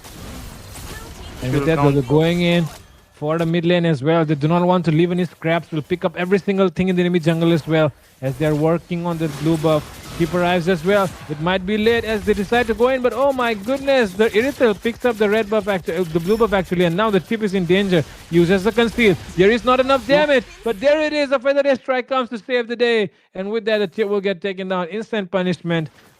And with that, that was really bad from the side of Andhra University. Of course, I mean, they're actually overextending after getting the, after the turtle fight. They actually equalized the trade there, 3-of-3. But then they kind of, as you said, they then kind of went for the invasion onto the buff side. But then it was Irithel got the buff, and Chip couldn't find the way to go back. So the feather airstrike literally dealt a lot of damage, the first one. As I said you, that Chip is actually a squishy type of roamer. So it's you cannot rely on him that much, and you got the CC as well. Actually, they don't have a damage taker other than the Fedrin. I mean, if you're relying on a chip, I can't rely on a chip now. And there you go, guys. One more engage coming in onto the Lapu Lapu. Actually, it's a poke from the chip though, and they're kind of waiting for the neutral objective. There is a lot to spawn in, and then kind of they're gonna take up a fight. Okay. Yes, they do not want to engage yet. They will try to Quad defend Shadow it. It comes seems. in. Yep, and with this, the Quad Shadow with the Oogie Shadow kill will be taking out the Brody there. Forza will be bursting down, as well as Louis will be getting down with a heavy crossbow. Two men surviving there with the Fredrin at a sliver of HP. CC needs to back off, and the mid tier is in a very bad position right now because it will be taken down. It doesn't have that much HP, and the Lord is totally open, wide open for Tofu. Yep, and with that, Tofu rising surely right now into the ranks as they're able to take down a lot of structures, getting that Lord every single time. Hayabusa's retribution has been on point, except for the first time where he was not even there. So yeah, except the first turtle, there has been nothing going into the hands of W.I.S.H Esports. But now there seems to be the curtain call coming in. Two members getting caught in that, and there will be the punishment coming in. And for the rest, I will not be able to save the day. Chip just wants to go in, it seems. But will he open the portal? No. There it is, the Oogie Shadow kill. But will he be able to survive? He gets taunted by the Fredrin. He comes back as well. He might be a little bit too late to come inside, as he will be getting taunted and bonked by that Fredrin with the Appraiser's Wrath. And with that, Shouldn't have there come it back. goes. Yeah, he should not have come back there. That was a very, very bad decision. He thought that he can take over the Fedrin, but the Fedrin region is actually a great thing, and Chip was there as well, so it's kind of give them a shield as well from the Chip. But then you saw a good retaliation, a good comeback from W.I.S.H Esports actually, and the university is kind of doing great in this game. Though St. Joseph University are also not backing off; they are kind of in the goal lead. They was kind of in the goal lead. Now the goal lead just got equalized by under university, and there you go, diversion comes up on the top side. We'll clear up the minions for now, but then they can take up a tier as well. Chip is hiding there, maybe for the short God, but it's like it's been seemed like they don't want to engage right now. They wants to take up some time, maybe for the second lot, but with the retreat skills, I feel like they should not engage for a lot. Hayabusa is kind of taking up all the objectives with his retreat. If you just talk about the first turtle, Hayabusa was not present at that time. It was Pedrin solo taking the turtle. Exactly, and that's why the Hayabusa is a very, very big threat right now to the side of W.I.S.H Esports in their plans if they want to win this match, because the retribution of Hayabusa has been on point. No obstacle has been able to stop him. Even the Chip, even the Fredrin. Doesn't matter if they are present. He always managed to get the retribution right. So if Esports want to go for the Lord or any other neutral objective, they always have to take down the Hayabusa first, or make sure he does not arrive near the Lord. So yeah, with that, things are looking definitely really, really concerning for the side of W.I.S.H Esports, as they are definitely losing out on the turret department. Along with that, the map control, definitely, even with this pick that they have, the Chip, the Louis, they're not really able to do any sort of good outplays, macro plays that we would like to see, like the diversion or the good teleports. So yeah, with that, let's see if they're able to make something happen or not. For now, there seems to be gathering. Oh, Lapu Lapu has wasted the flicker of that Louis. And that is actually a good thing, because now the Louis should not be able to come forward without the help of our frontliners. Yup, and this is what I mean. He perfectly zone out him in the bush, and now once again for the Lord to spawn in. It's already here. The second Lord of the game number 3. It's here, guys, and it's kind of looking like that. The Lord dance is also going in, and it's already started from W.I.S.H Esports. They're kind of giving some damage to the Lord and wants to start the Lord dance, but they're actually not taking it up. They're actually waiting to Tofu to engage onto them, and maybe they can take up a fight, but position are already being taken down there. A C curve is already been made by the side of Tofu. So now the execution will be the main criteria to get up the Lord. And now someone seems to be in trouble here. It will be the Lapu Lapu, ganked on by 5 members, instantly bursted. With that, there comes the Fedrin, taunting down the Minotaur. Will he be able to survive? Oh, he goes in for the Farsa. That's a good engage from the Minotaur. Able to save them, it seems. But they're still going in with the Yo-Yo Blitz. And with that, the Bonk comes in. Hayabusa still survives, though. They're going all in on the Minotaur. He will definitely be taken down this time. And Sanji falls. 3 members survive. But with that 1 member down, actually 2 members down, W.I.S.H Esports take back control of this match. Take back control of this Lord. And they can pave their way for a comeback now. I told you they were actually waiting to Tofu to start up the fight engagement, and they kind of went the engage. So now they got the lot as well. No clutch or retreat clutch for the Hayabusa comes in, but this slot is defendable. I mean, it can be defended by the side of Tofu Esports because they are kind of also having the same goal. I mean, yep, 3K goal lead just got into the hand of Wish, but still they can defend it down if they have a proper planning for it. But now the Lord has already been not seen by anybody. Only Irithel being there is kind of going for the Lord. So the second tier in And the mid will be taken down easily, as well as Chip is getting ready to get up a shot call there. And before that, we can see the Hayabusa is kind of going 1v1. And in the meantime, Fedrin, okay, yeah, Fraser straight too soon comes in. There you go. whoa, Forza managed to bust down the Brody. In the meantime, in the off cam, there in the bot section, in angry action, will be taking out the Lapu Lapu. Oogie Shadow Kill comes up, Angels popped up by the CC there. What Shadow Bing there will be helping that Hayabusa get to the safer zone, but now the Lord entering into the inhibitor in the mid side will be getting in the hand of the inhibitor. No, the minions got off. They managed to defend it down, the Lord as well as the minions. Even the 3 inhibitors is standing tall. So you can say that they defended perfect. kind of. But now they want to go in for the Loi. But is that a little bit too much? It is not, as the Irithel still goes in, comes out, no problems at all. Comes out alive. That is not good. That is not how you let your enemy go past you. And with that, if you take a look at the KDA of the Irithel 525 and look at the far side as well, 402, the side of Tofu Esports have really good backliners. They've been able to do a perfect job, of their role. But how long can they keep doing it? Because as the late game progresses, it will be more about the macros, and with the help of a chip and low E, the macro control that you get is much, much more than the side of Tofu Esports. But if you want to out macro, you do have to play your cards right. Make sure you teleport at the right time, manage those waves really well, and engage when you have enough information available. So yeah, right now look at that chip and CC scouting out the enemy jungle area, getting that information so that they can make a good decision. And Brody getting all the help that he needs to clear these lanes, because the next Lord coming up in less than a minute, and that's why they want to gain that zone advantage. Vengeance Wind popped off. That is an important resource that the CC has burned, and that is actually a good opening for them now. Lapu Lapu is getting his flicker in a few seconds, so that is the right time for the Lapu Lapu to try and engage as well. Seems like Tofu Esports have every single thing in their arsenal prepared. Look at the green lights, they're all available. Even the battle spells are available. And if you look at the other side, the CC does not have it, does not have the Vengeance. The Louis does not have the flicker. So it is the right time for Tofu Esports to engage now. But will they do it? That is the question. The Lord is coming up in less than 10 seconds. The fight seems to keep going intense. They have decided to go in with the Irithel, but is it a wise decision? The Minotaur still does not arrive to the scene. The Fredrin is still busy taking that Lapu Lapu on his own. Irithel still pokes them down. No engages coming as of now, but look at the Brody. He's dealing a lot of damage. And with that, the Hayabusa able to survive. But finally, the break will happen. And there it comes, it seems. But still, no, they will just delay it. They will keep delaying it. And with those small plays, seems like Tofu Esports are zoned away from the Lord. The Hayabusa is forced to retreat.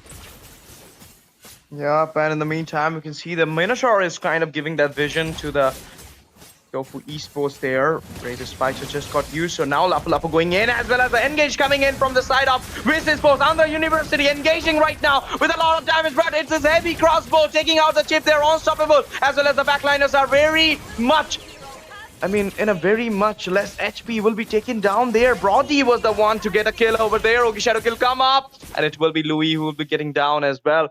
3 man are surviving from both these sides now. Actually, 4 man from Tofu Esports, so they have the chance to take up the Lord, because Brody is right now in a very less of HP. Heavy crossbow once again. It was a surprise attack onto the CC though, but then CC just right now recalling back. Fredrin is the one there. 4 man right now punching apart him, but Fredrin needs to go back. He will be disengaging there. Do you think he will come up and clutch the lot? I don't feel so, because Hayabusa have a good retreat skills, and now 4 members are waiting for the Fedrin. And now we're gonna see a fight coming in. Chip comes in as well. Law right now still going on. The Law dance. Oh my goodness. And Fury just connected. Featherweight strike coming up. It's a killing spree for the Fedrin. Shut down onto the Irithel. Oh my goodness. He managed to take the Lord. He managed to take the Lord with the retreat. What a game coming in by Andhra University. They just make their comeback with the Lord and 2 kills. One onto the Irithel as well. Lord is coming in without the MM. It will be hard to defend it down. And there you go. Diversion comes in as well. Hayabusa without a quad shadow right now. Fedrin going in. Okay, shadow kill comes up. He might survive it. Obviously, he went with the quad shadow onto the top lane, and he is right now being chased by 4 members. The recall and the emote is being showing up. Can he be surviving? No, he will be taken down by the chip. 3-man down right now. And there's the minions and the enhanced lord coming in. I feel like Tofu will not be defending this. Fredo.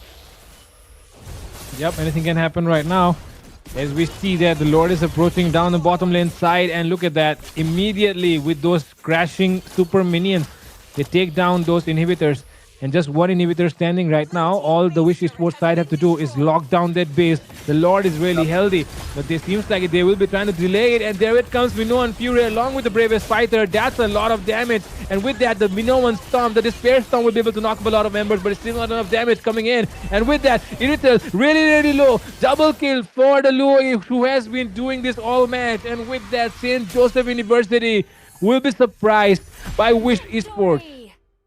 Andhra University managed to take the victory on for themselves. Congratulations, Andhra University, for going into the next round of NCC. And what a game it was, Fredo. Obviously, I mean, this is the best game I can say of tonight, because both these sides tried their best. It was the Lord still, which happened by Fredo. I mean, we were talking about the retreat skills of Hayabusa, but the time when it was needed the most, just fall down, and the Fedrin took the Lord at the moment. And even you can say about the Brody. The Brody was a game changer in this game. And look at that. The KD is picking a lot. 737 with a 9.5 goal. I want to see the data of the Brody. The damage he given, perhaps, I mean, he has given a lot of damage. I'm damn sure about it. And even the team fight participation was great. The Irithel was kind of great as well from the side of Tofu, but it was the Brody who managed to give us 74% participation. Beautiful, just remarkable, just equal with the chip, as well as the utility jungler did a beautiful work by taking up 29% damage, equalizing with the tank. Of course, this is insane. This is actually 100%, you can say, coordinating gameplay from the side of synergized gameplay from the side of Andhra University, and they managed to take on the victory. And with that being said, if you take a look, that was really good game. But I just saw the data of the far side. The far side Hayabusa did not really do too much damage. It was always the Irithel was doing most of the damage in those team fights. And the thing is, when you rely on one teammate too much, if she dies, you're definitely losing a team fight, and that's exactly what happened. And with that, yeah, let's go ahead if the spin is ready, because we are going to get one more finalist of the night. And with that, here we go, ladies and gentlemen. This is going to be the third finalist of the night after the third match. And it is going to be, let's spin it. And it is going to be Kenny, is it? Yep, it's Kenny. Kenny, congratulations for becoming the third finalist. Please wait up till the end, because the maybe your name will come up when the final spin will do. But for that, you have to still up with us. And with this, it's time to take a short break. We're coming back with the fourth game, and there will be a change in the caster decks. Fredo will signing off soon, and it will be Tommy coming in. So bye bye, Fredo, and let's see. Itami and me will be casting up the fourth game. So be there, guys. Stay tuned with us. Don't go anywhere. Thank you for joining. Thank you for watching. Don't forget to hit the subscribe button.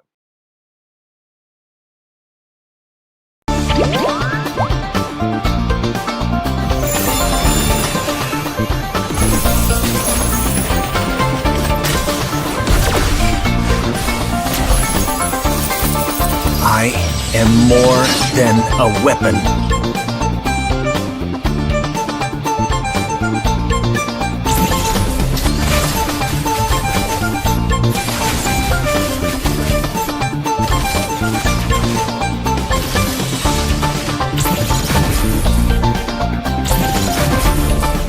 What for? You asked for it. Chain up! It is my mercy.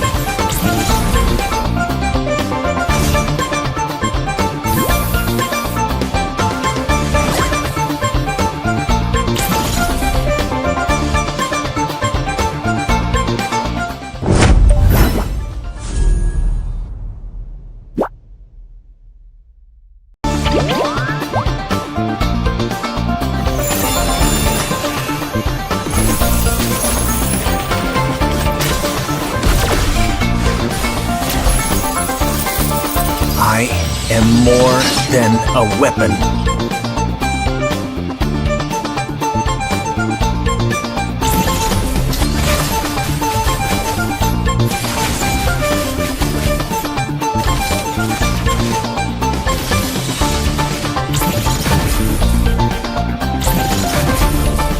What for? You asked for it. Chain up! It is my mercy.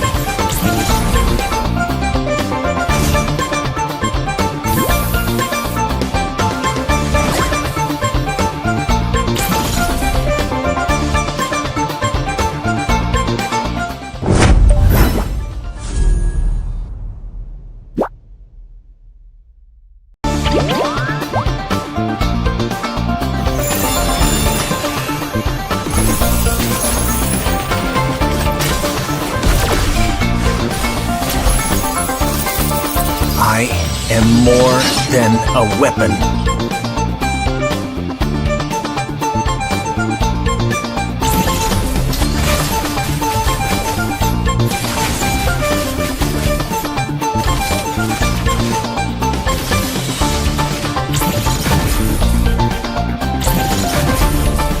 What for? You asked for it. Chain up! It is my mercy.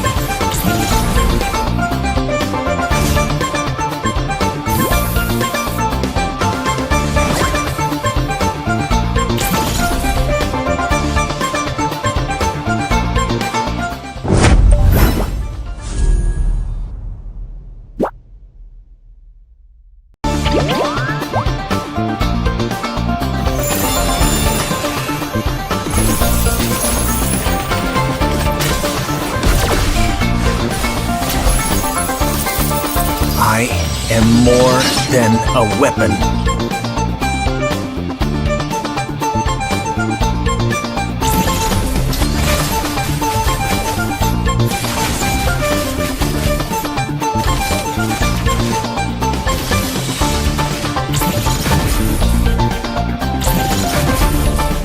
What for? You asked for it. Chain up! It is my mercy.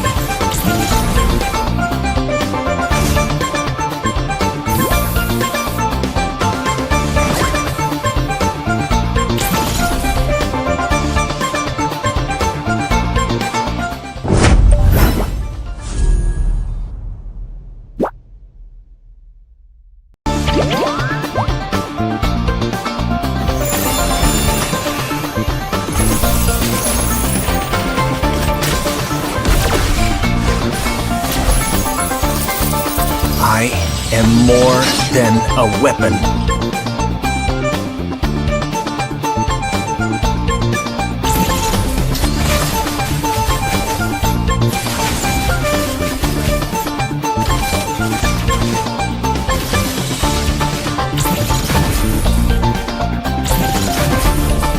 What for? You asked for it. Chain up! It is my mercy.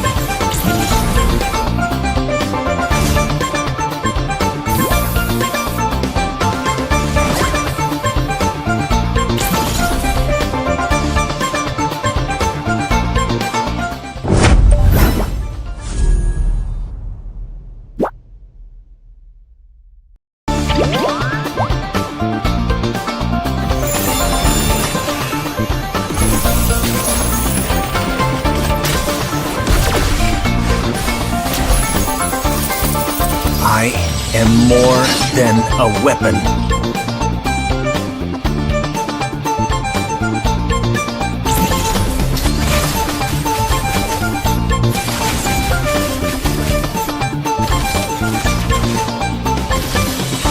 Good evening, ladies and gentlemen. Welcome back to the NCC National College Cup. And here we are for the fourth match of tonight. It's between Team Crispy versus Team The Myths. Crispy are representing Commerce. Icon Commerce College, actually. The name is too fascinating. Icon Commerce College, whereas the Myths are representing USTM College.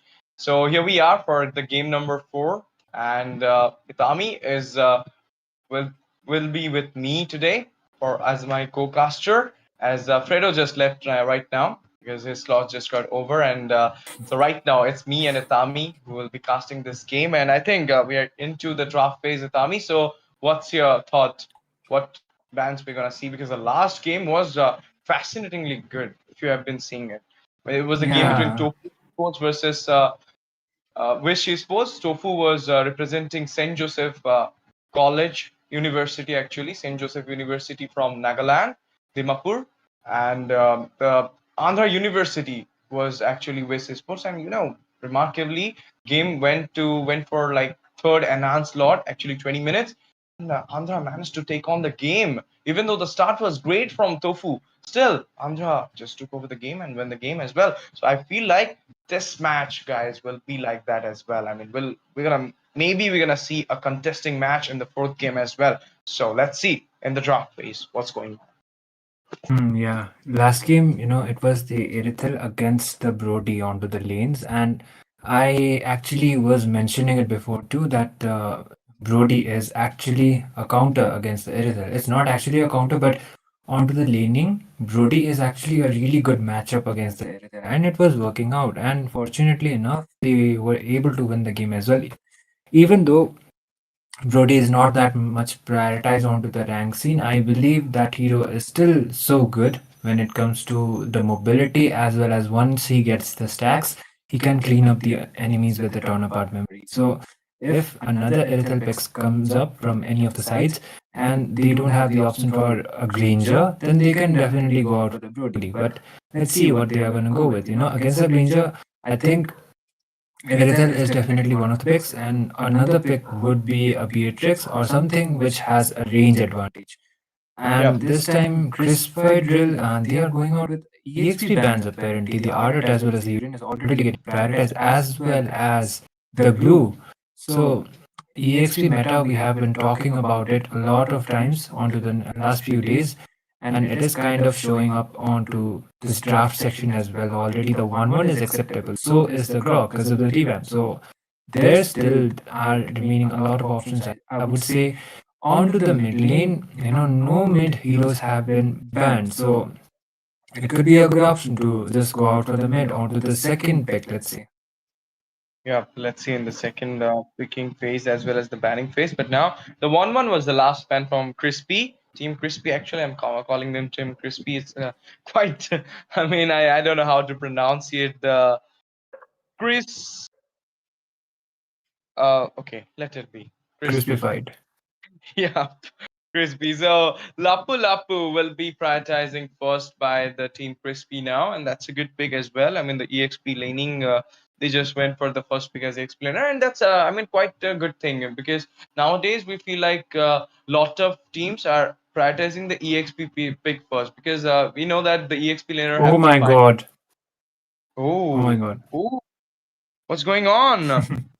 It's a Hanabi and a Caramella. Okay, Caramella, I Oh my understood. god. Hanabi into the goal lane. My Hmm. favorite Hanabi. Onto my surprise, these days I'm encountering a lot of Hanabi players, even it is on the Mythical Glory rank actually. Yeah.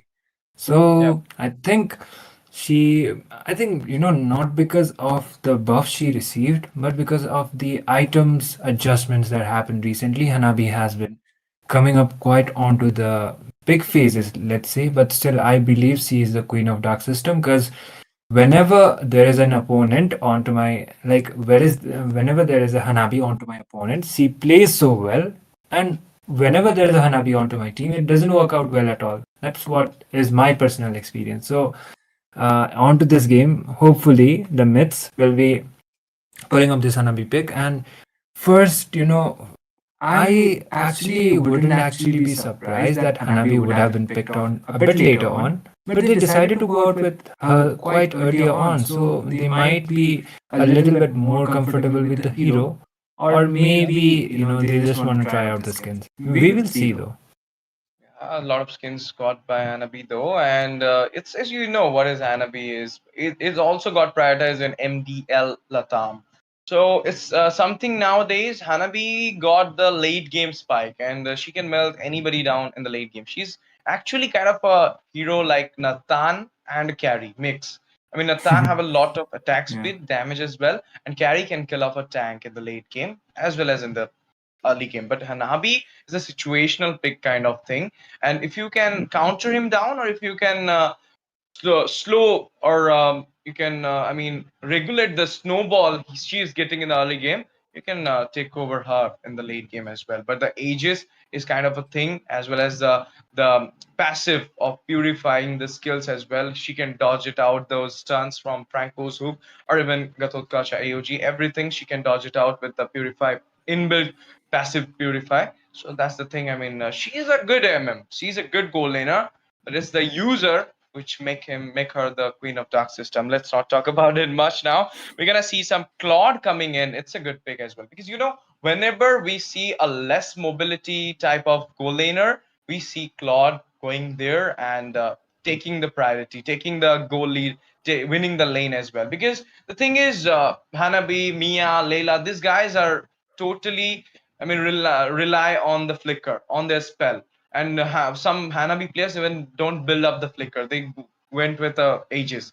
So Claude's Blazing Duel will be a finest thing to take up on them, and it has the damage, it has the mobility. He can dodge it out. The ultimate of Hanabi as well. So Claude pick is a great pick, as well as the Farsa coming in with the Lapu Lapu being there. I'm a bit surprised that why team the Myths didn't went for CC here against a Lapu Lapu. Previous match, I saw a CC dominating onto a Lapu Lapu, and the match wins to them as well. They went for a failure, kind of a late game draft being picking up by the side of the Myths. Yeah, exactly. And on to the, let's say another team fight combination kind of hero. Okay, that's a fourth pick that is more of a team fight reliant. Like, on to a 1v1, I believe Hanabi is pretty strong once he gets the itemizations. But the Veil as well as the Garudkacha, if the Carmilla actually manages to land the Curse of Blood onto 3 or 4 people, or even more than that, maybe onto a 5-man set, then this team fight kind of a comp will be working out for their side. But the thing is, it's not actually made up for 1v1. 1v1, Veil can do the thing if he is able to, camp onto the bush and able to take down one of the members. It can be done. And Gatotkacha is there for the sustainability onto the EXP lane. Against Alapu, you were saying that the CC could have been more viable. I do believe as well. But the thing is, they are relying more onto the team fight kind of a lineup. So I think they are comfortable, quite comfortable with the synergy. So they decided to go out with this skill set of heroes. But okay, interesting enough, they went out with a Kaja, I think, as well as a Martis. So a really strong early game control if the Martis is able to feed himself with kills. And he can go out with a Sky Piercer as well. This guy is one of the junglers who can sustain onto the fights as well. And he can just, if he is able to get a Maniac or even a Savage onto the earlier on, then it is pretty hard to get a shutdown on him. That's the thing. Actually, they build up it because they know that other than Farsa, doesn't have a early game potential type hero. So they went for the Martis. It's a good pick, you can say. As well as Martis is kind of a situational pick, a gamble pick, you can say, because if your early game will not being good, then in the late game it doesn't work that much well. So Martis here, if as you said, if get fed by some kills with the Sky Piercer or even with the Hunter Strike as well, whatever he gonna build with him. So if he got the kills, he will be immensely good in the late game. But if he doesn't give that potential or show that potential in the early game, then he'll be a West in the late game. But from that side, remarkably, I can see a Amon coming in. I mean, a pretty rank draft being built up by the side of the myths. But the only thing I am, kind of fascinated is the Rombo combo. That is a Gatot Kacha and a Caramella, the AOG and the Curse of Blood. This is known as the Rombo combo, and it's works beautifully onto the damage section, if you will see, because the AOG when covers up with with the main magic build, AOG when covers up with the Curse of Blood, the range is too much that whoever comes with that range will be taken out easily, and the final blow will be given by the Hanabi or maybe the Amon. But their lineup is kind of squishy, and they from that side they got a Martis. Here we are into the lineup, John, for the game number 4 of tonight at NCC National College Cup, powered by Battleknights India, as well as our production partner, obviously Indian Gaming Corps IGC. And the game is on, guys, and Martis and Co are farming up their aggro, whereas Kaja is giving a good vision there. Yeah, the game just started, and as you were mentioning, the let's say the team fight kind of a potential that the Myths has, they actually they need to bait out the skill sets of team Crispifieddryll, because the Farsa, she has the mobility because of the bird. The Martis, he is already immune because second skill, and the Claude as well, he is known for being one of the most mobile marksmen on the game. So the Lapu Lapu also have a lot of cancel skills. So in my opinion, baiting out that skills will be the priority in order to catch them onto a position where the Carmilla will be able to blood. So let's see if that kind of a scenario could be created from the side of team ICC. And for now, the first blood yet to be drawn, but there might be. Okay, that is what is the name actually? The Kaja. Hiroshima it is, yeah. Hiroshima was trying to get out some visions, and the first blood yet to be drawn, but I guess both of the junglers trying to get the possible. Carmilla barely able to escape. Yep, and right now, yet to find a kill over for both these sides, and Kaja is kind of going over extension, onto the well. And it's kind of looking good as well, because Kaja is not fearing anything. And there you go. The river side is on. That means it's time for the turtle, guys. The first neutral objective already being spawned. And Kaja is again going for the vision. But this time the overextension may be a prizeful thing for him. W.I.S.H strike comes up, as well as the blue buff will be taken away. First blood will be secured by the Martis there. And now it's a easy turtle. AOG comes up onto a Natalia though. But now Gatot Kacha will be in a danger thing. But no. They kind of managed to escape back, dismantle the fight, and trying to get the objectives into the hand. Yeah, but the turtle will be contested as well as taken down. There's the divine judgment. Hunter goes down on the process. Yeah, it was Team ICC who got the turtle as well as the kill on the jungler. So good trade. Yep, ICC just got the turtle, everything into their side. Icon Commerce College are right now doing great. Even the draft of USTM is kind of, not good though for the early game, and that is what they are getting the advantage from the early game, the side of ICC. And again, ICC will be taking out the third kill, and it is the first who will giving the final blow. Yeah, exactly. And Hanabi, she needs to be making sure she is able to get enough farm so that a big team fight happens. Her contribution will definitely be showing up. And the thing with the Hanabi is she can be the initiator for the side of her team because of the Higanma. If she lands it up onto some people, there's a divine judgment again. Yep, as well as the Feather strike coming in, dealing a lot of damage to the backline. Flickers comes up though. My goodness, oh my goodness, it's a Lapu Lapu clutching there with the Flicker and Bravest Fighter, and will be getting a kill on the hand. Onto that Caramella, what a moment it was.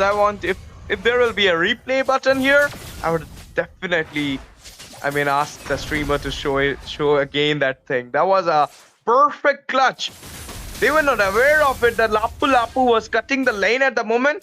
Just come in, just go through the lane inside the turret, got the kill. Fascinating. Yeah. And cherry on top is he didn't even get taken down. So the sustain was also coming up from him. worth the trade. The Carmela that fell off, but it could have been the Veil as well. But I think he was kind of aware of the fact that if they kind of stayed together, then they would be taken down both at once. He was actually lucky onto that point. And speaking of Lapu Lapu, once again he gets a kill on jungler once when the turtle has spawned, and there is the engage. ODG will be flying off from the terror because he doesn't want to get down there. AOG got out for the save, but now the turtle will be taken out easily, uncontested, on the side of Crispy. Actually, Icon College is kind of doing great. They didn't give a single kill yet. Got a 5 kills as well as 2 turtles, 7 trades into the hand. Oh, And Carmela. once again, divine judgment just come in, as well as the blazing duel will be giving the final blow onto the Hanabi, sending her to the heaven side. The 6th kill for them. They are Oh my kind God. of taking all the goal lead. Yeah, exactly. And the thing is, the goal lead as well as the kill trades are like extending for the side of Team ICC. Oh, there is the feather strike, but the connecting. The team fight will be coming up. Lapu just goes out onto the backline. Yeah, inside the turret will be getting a fight there. Decimation comes in, as well as AOG there. Sliver of HP. OGG in a very bad position right now. Caramela as well. Okay, the Mortal Coil. There you go. Double kill will be secured by the Mortis. What a way to take up the double kill. And now it's time to take up the tier 1 in the mid as well. And then they're trying to get up that blue for themselves, and they kind of get it as well.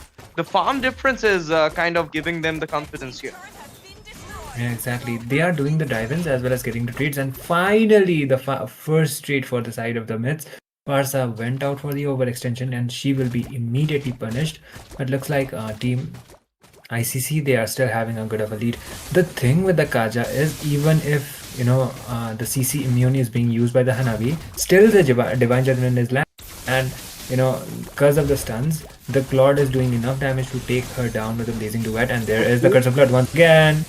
But it's actually in a wrong position there. Blazing Duel just come up, and Caramela will be perished away. And right now, Hanabi in a very bad position. They're going inside the turret. Hanabi giving a lot of damage from the backline. Says, oh my goodness, there you go. Amon comes in and executing the Claude there. Bravest Fighter with the flicker comes in as well. For the tickling spree coming on from the Lapu Lapu. There you go. Forza Vitamin A will be getting a kill out of the Hanabi as well. In the bot lane, we can see lane cutting is going on, but Gatot Kacha will be visualized by that Martis there. And without the jungler being on, I feel like the third turtle will also be going into the hand of Crispy. Yeah, Team ICC. And okay, that was kind of questionable for me, because they could have been going out for the 8-minute Lord as well, considering the goal lead as well as the objectives they already have for the side. And looks like Uchiha as well as the Katurka play, they are just waiting onto the bush, trying to get out some visions, but the jungler is still not there, and the retribution will be able to secure the turtle for their side. No way near to be contesting by far, and there's the burst coming out of the Veil, but still I think he is kind of lacking in terms of the itemization, so the one-shot burst is not happening at this point. Third for the Crispifieddryll, and now ICC is having a goal lead as well as the macro lead and neutral objective specified game, and they've got 3 turtles there. Bravest Fighters comes in, will be saving up the Lapu Lapu going back, even though the Curse of Blood just cast on, but it was not a good moment. Now Divine Judgment come up, Flicker just come up as well to save up, but the Flicker, oh my goodness, it was actually the Veil, otherwise the Caramela would have taken out easily with the Feather Airstrike there. Mortal Coil. Yeah, and the Lord about to be spawning onto the next 20 seconds. They are still trying to do the lane pressure from the side of Team ICC, even if they are quite leading in terms of the objectives. I guess that will be a better call, because once you take out a Lord, it would be better if it's only the inhibitor towers remaining for the side of your enemy. It will be easier to sink the lanes as well, and they are trying to focus it on to that too. So apparently there is actually still enough time, more than 40 seconds, so I guess they will be trying to go in with the dive, and Hanabi is all alone onto there, and she gets taken down. Oh my goodness, the Lapu there got a lot of damage from the turret, managed to take down the Hanabi. Shutdown coming onto the Lapu from the Veil right now. Engage coming in. Amon will be shutting down the matches there. 2-man down. Blazing Duel just come up as well as a stun there. Oh my goodness, mirror play will be there as well, but it will be a double kill. Securing by Amon there. 3-man down. A comeback is being smelled from the side of the Myths right now. They got at least 3 kills in this fight. They've won at least 1 fight right now, and maybe they can take off some tiers as well as a Lord, because the jungler is not being seen here. But for subbing, they are kind of having the fun right now. She can manage to bust out the Amon easily with the farm difference she's having. Yeah, but the thing is her positioning. Like Carmela should not be able to mark her when she casts the Feather Ray Strike. She should be trying to mark her on safe distance, but let's say they will be not able to take down the bot tower as well. And in terms of the tower, they are yet even to take down a single one. So Lapu Lapu. Yep, one more engage coming in. Amon with the ult though managed to dismantle the whole side of Crispy, but now all the resources got burnt off. Only the AOG being there. Not the AOG, yep. Yeah, the AOG is being there, but I don't feel so. They're gonna contest for this Lord. A free Lord once again going into the hand of Crispy. Even though 3-man were down, they couldn't got the time to take up the Lord because of the Hanabi's absence, I feel so. Yeah, Hanabi was definitely could have been the key. Oh my god. Okay, AOG this time, a Rombo combo may be coming in, but before that, the Caramella will be taken out. 2-man down already. Amon with the ult coming in. 3-man right now, chasing down the Martyrs there. Lapu will be the one taken down by the Gatotkacha, and 3-man are going back as well. No more engage being sown, and in the meantime, I can see that the Lord is emerging into the inhibitor in the mid, and maybe they're gonna have the hand onto the inhibitor. Yep, they got the hand into the inhibitor right now, clearing up the minions, but defend will be there coming in as the resurrection already been done by the other dead members of the Myths. Yeah, and it's only one inhibitor taken down, but they should be able to get at least one tower onto their hands. Uchiha might not be able to sustain. He just goes back. And there you go, another tower being taken down. Speaking of towers, this time it's only the top as well as the bot inhibitor remaining. So the defense is definitely going to be a lot tougher than before, because this time the Lord, it will be having a lot of HP, considering even if it is not the evolved one. And they're extending the game a lot, and it's not a good sign for the side of team ICC. They should be trying to end the game as well.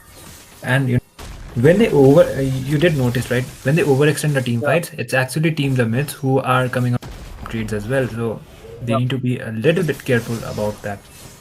Oh, Martis going for a poke there, and it was actually an overextension, because you know what? Hanabi with the Caramella actually works better, but Hanabi didn't got the snowball, and I was talking about it. Yoji comes up this time, 2 people just caught up there, and right now overextension being there. Divine Flippin just dismantling right now from the fight as well, from coming on by Crispy.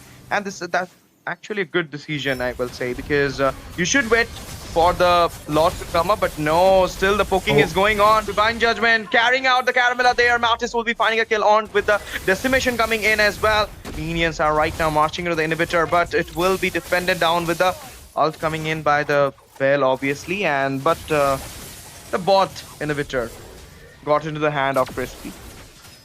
Yeah, exactly. And the Lord is not yet there, but maybe they will be trying to take the fights. There's the Divine Judgment. Yup, and it will be a kill onto the Kaja though, and Gatotkacha retaliation back into the game, but it will be a killing spree for the Martis. Blazing Duel inside the base, Range is being popped up as well. Only, Pro Freeze would have happened beautiful there. Curse of Blood, no.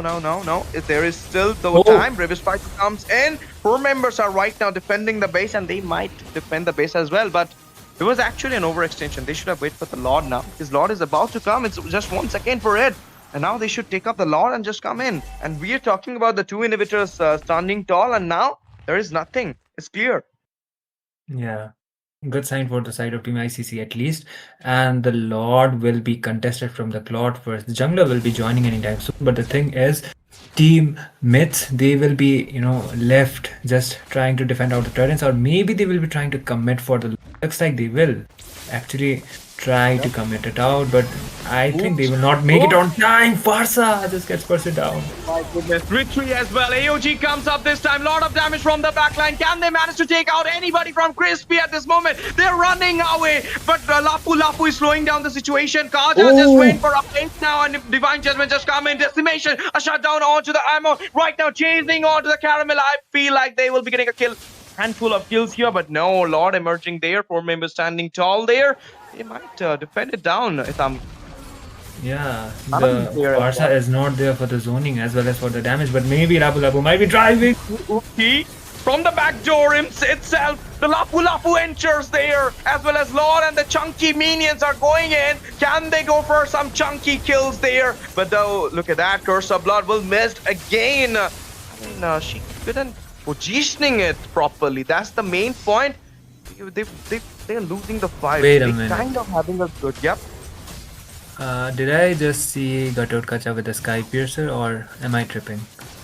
No, it's Sky Piercer. I told you it's a Rombo combo going in. So Gatot will be full damage build, and the Curse of Blood AOG when cast out, it will be a lot of kill. I'm telling you, Tommy, I got a savage with that build. Oh my god, Ash is one of the people. Okay, I got you. But okay, anyways, coming back to the game.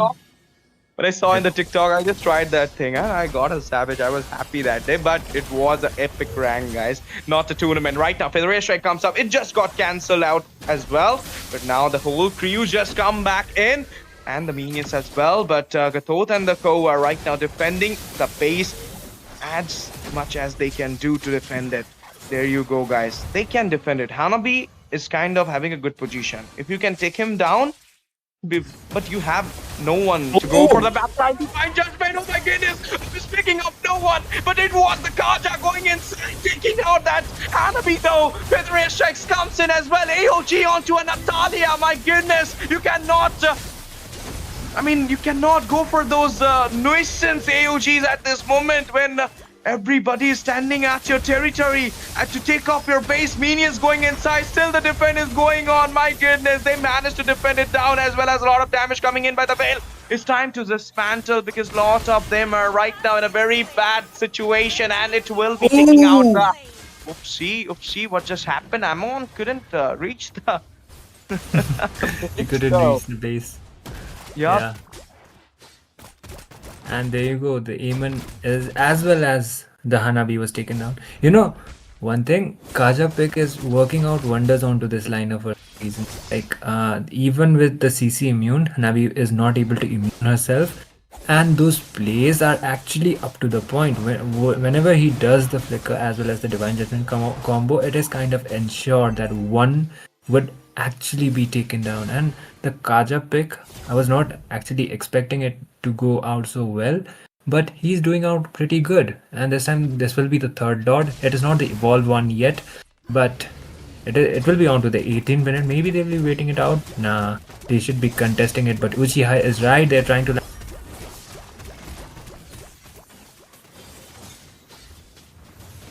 Oh, of course, and now we can see that Lord fight is already being on from the backline. AOG comes up as well. Victory will be popped up from the boxes. They will be securing the Lord as well as the fight is coming in. There you go, Bravish Fighter as well. Mortal Coil comes in, but Gatot is kind of giving a lot of damage at this moment. Can we see a decimation coming in? Let's see what will happen. It will be a Mortal Coil taking down the Gatot unstoppable for the Martyrs.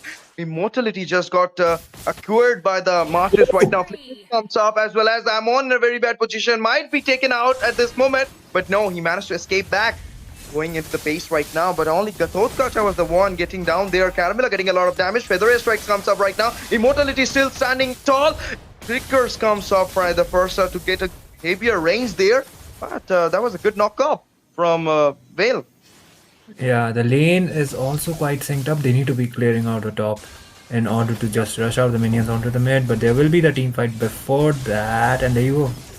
Oopsie, Curse of Blood this time. Oh my goodness, Hanabi giving a lot of damage from the backline. Divine Judgment just come in as well. Diem will be managed to defend the Lord. Decimation comes in. Monster kill for the Martyrs as well. AOG onto the mark. Immortality popped up for the Caramel right now. They're kind of blocking the base. And Decimation once again. It's a double kill for the Martyrs. Okay, one more Immortality just popped up there. 2 Immortality actually in the point. They managed to defend the Lord there. It was actually the Immortality of the Kaja. I mean, of the Masters actually.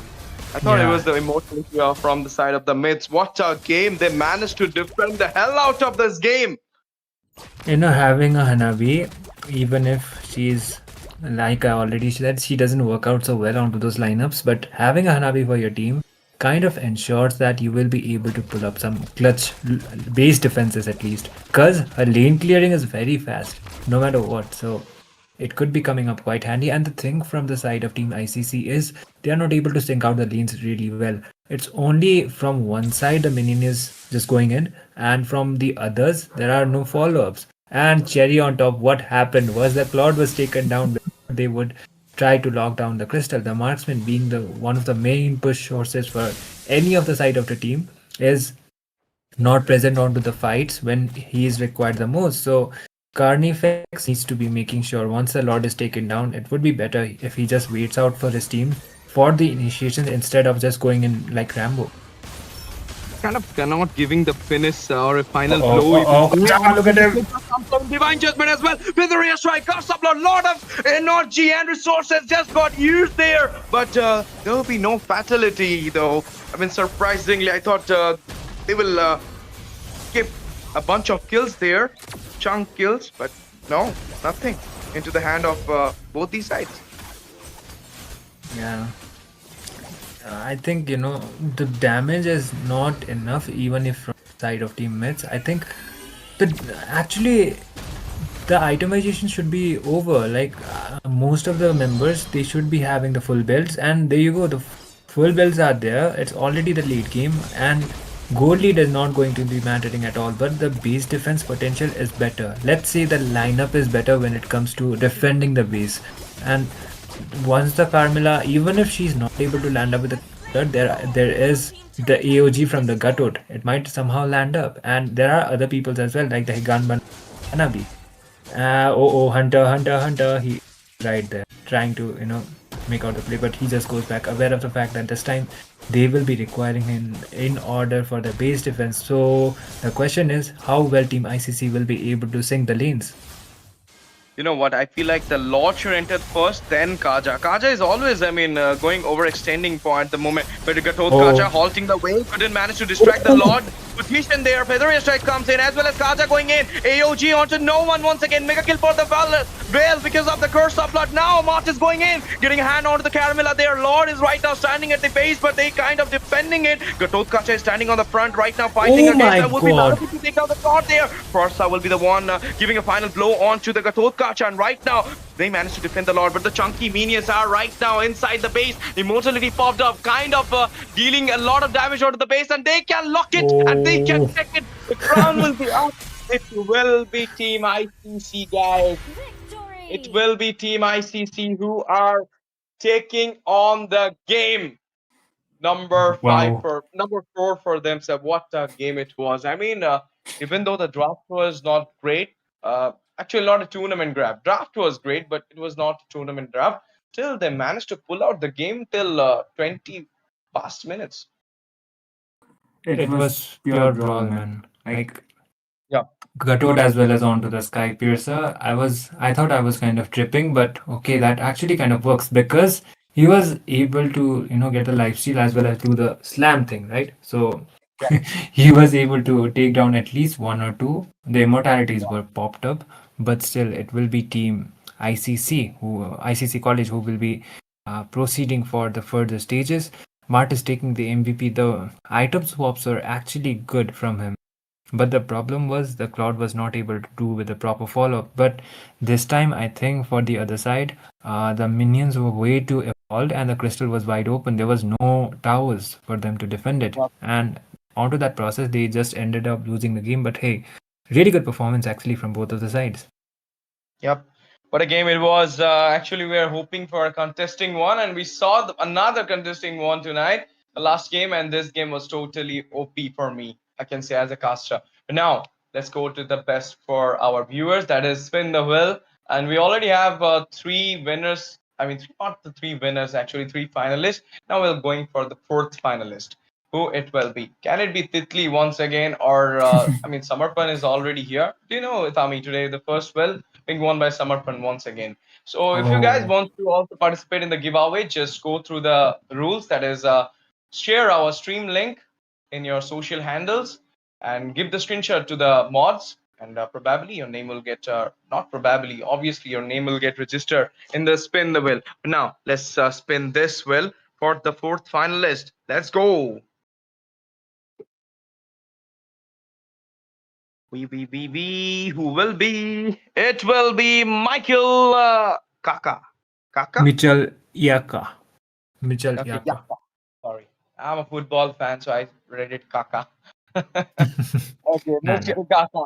Congratulations, my boy. You are the fourth finalist. Hope you will be there till the stream end, and May you can win the game. I mean, win the uh, prize pool as well. There is prize pool of 99 diamonds to 899 diamonds. Your luck will give you the spin onto which the prize I don't know. But still, then we have to take a short break, and we'll coming right into the game number 5. So be there, guys. Stay tuned with us. Thank you for joining. Thank you for watching.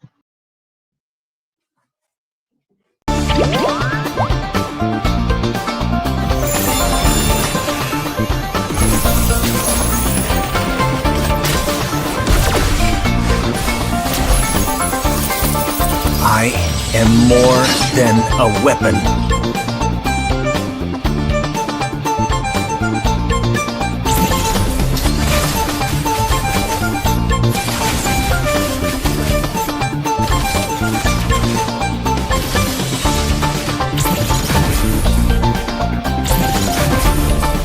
What for? You asked for it. Chain up! It is my mercy.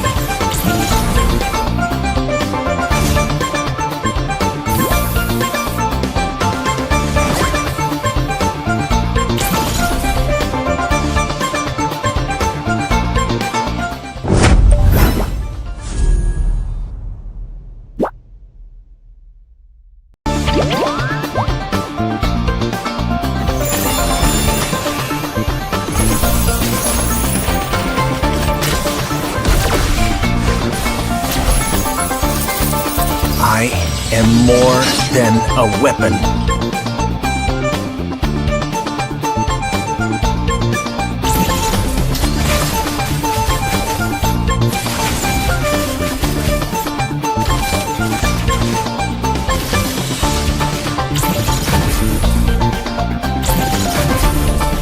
What for? You asked for it. Chain up! It is my mercy.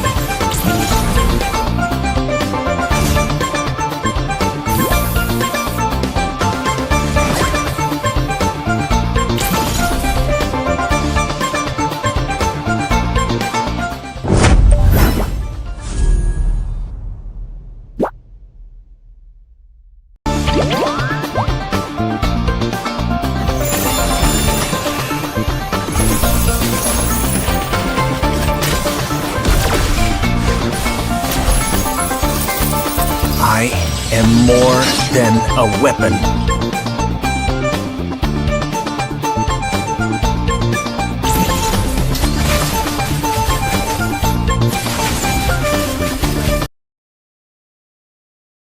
Ladies and gentlemen, welcome back to NCC National College Cup. Of course, brought to you by Battleknights India, powered by Vista, and of course, the one responsible for this beautiful visual partner is IGC Indian Gaming Corps.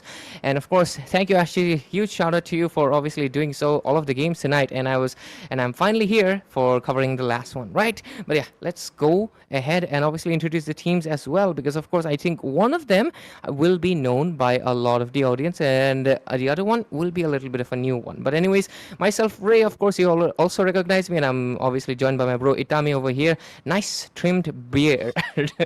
Nice. It looking much better, bro. Looking much better. But anyways, the Fate Waiver from Asan Downtown University, from my place, Guwahati, right?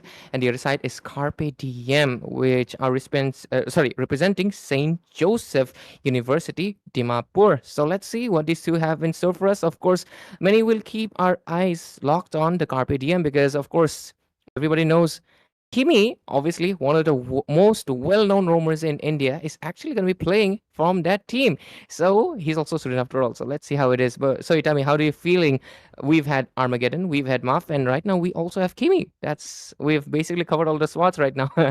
Yeah, like all-star teams, let's say, well-known recognized teams, as well as they are Yep. from the mythic leaderboards. And Kimi, like you've already mentioned, he is one of the best roamers from India right now. And Fate Weaver having the first ban advantage. So they are just going out with a regular ban that will be the Uranus. We are seeing the Uranus quite often onto the ban sections. Even if he's opened out, there is kind of a rare scenario that the teams are not adapting onto him, but I still feel he is one of the strongest EXP laners as of now. But still to compete him, I think the Lapu as well as the Yuzhong, I think Yuzhong, he is not having that much good of a win rate onto this NCC at least. And Yeah. he has been losing 0, I out a think. lot of matches. And okay, Did you win any today? no, I don't think so. I haven't seen any Yuzhongs onto my Okay, like so far he onto the has cast. 0. Yeah. So Yuzhong curse, I guess, the dragon curse, let's say. Okay, speaking of which, the 1-1 has been banned out onto this game once again. The guy, like this girl, once I haven't actually seen much 1-1 getting left out as well as getting prioritized. It's rare to see him actually getting picked.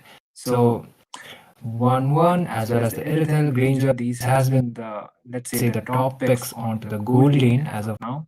Carpe Diem, they will be progressing with another ban, and okay, onto my surprise, they banned out an Angela. Interesting.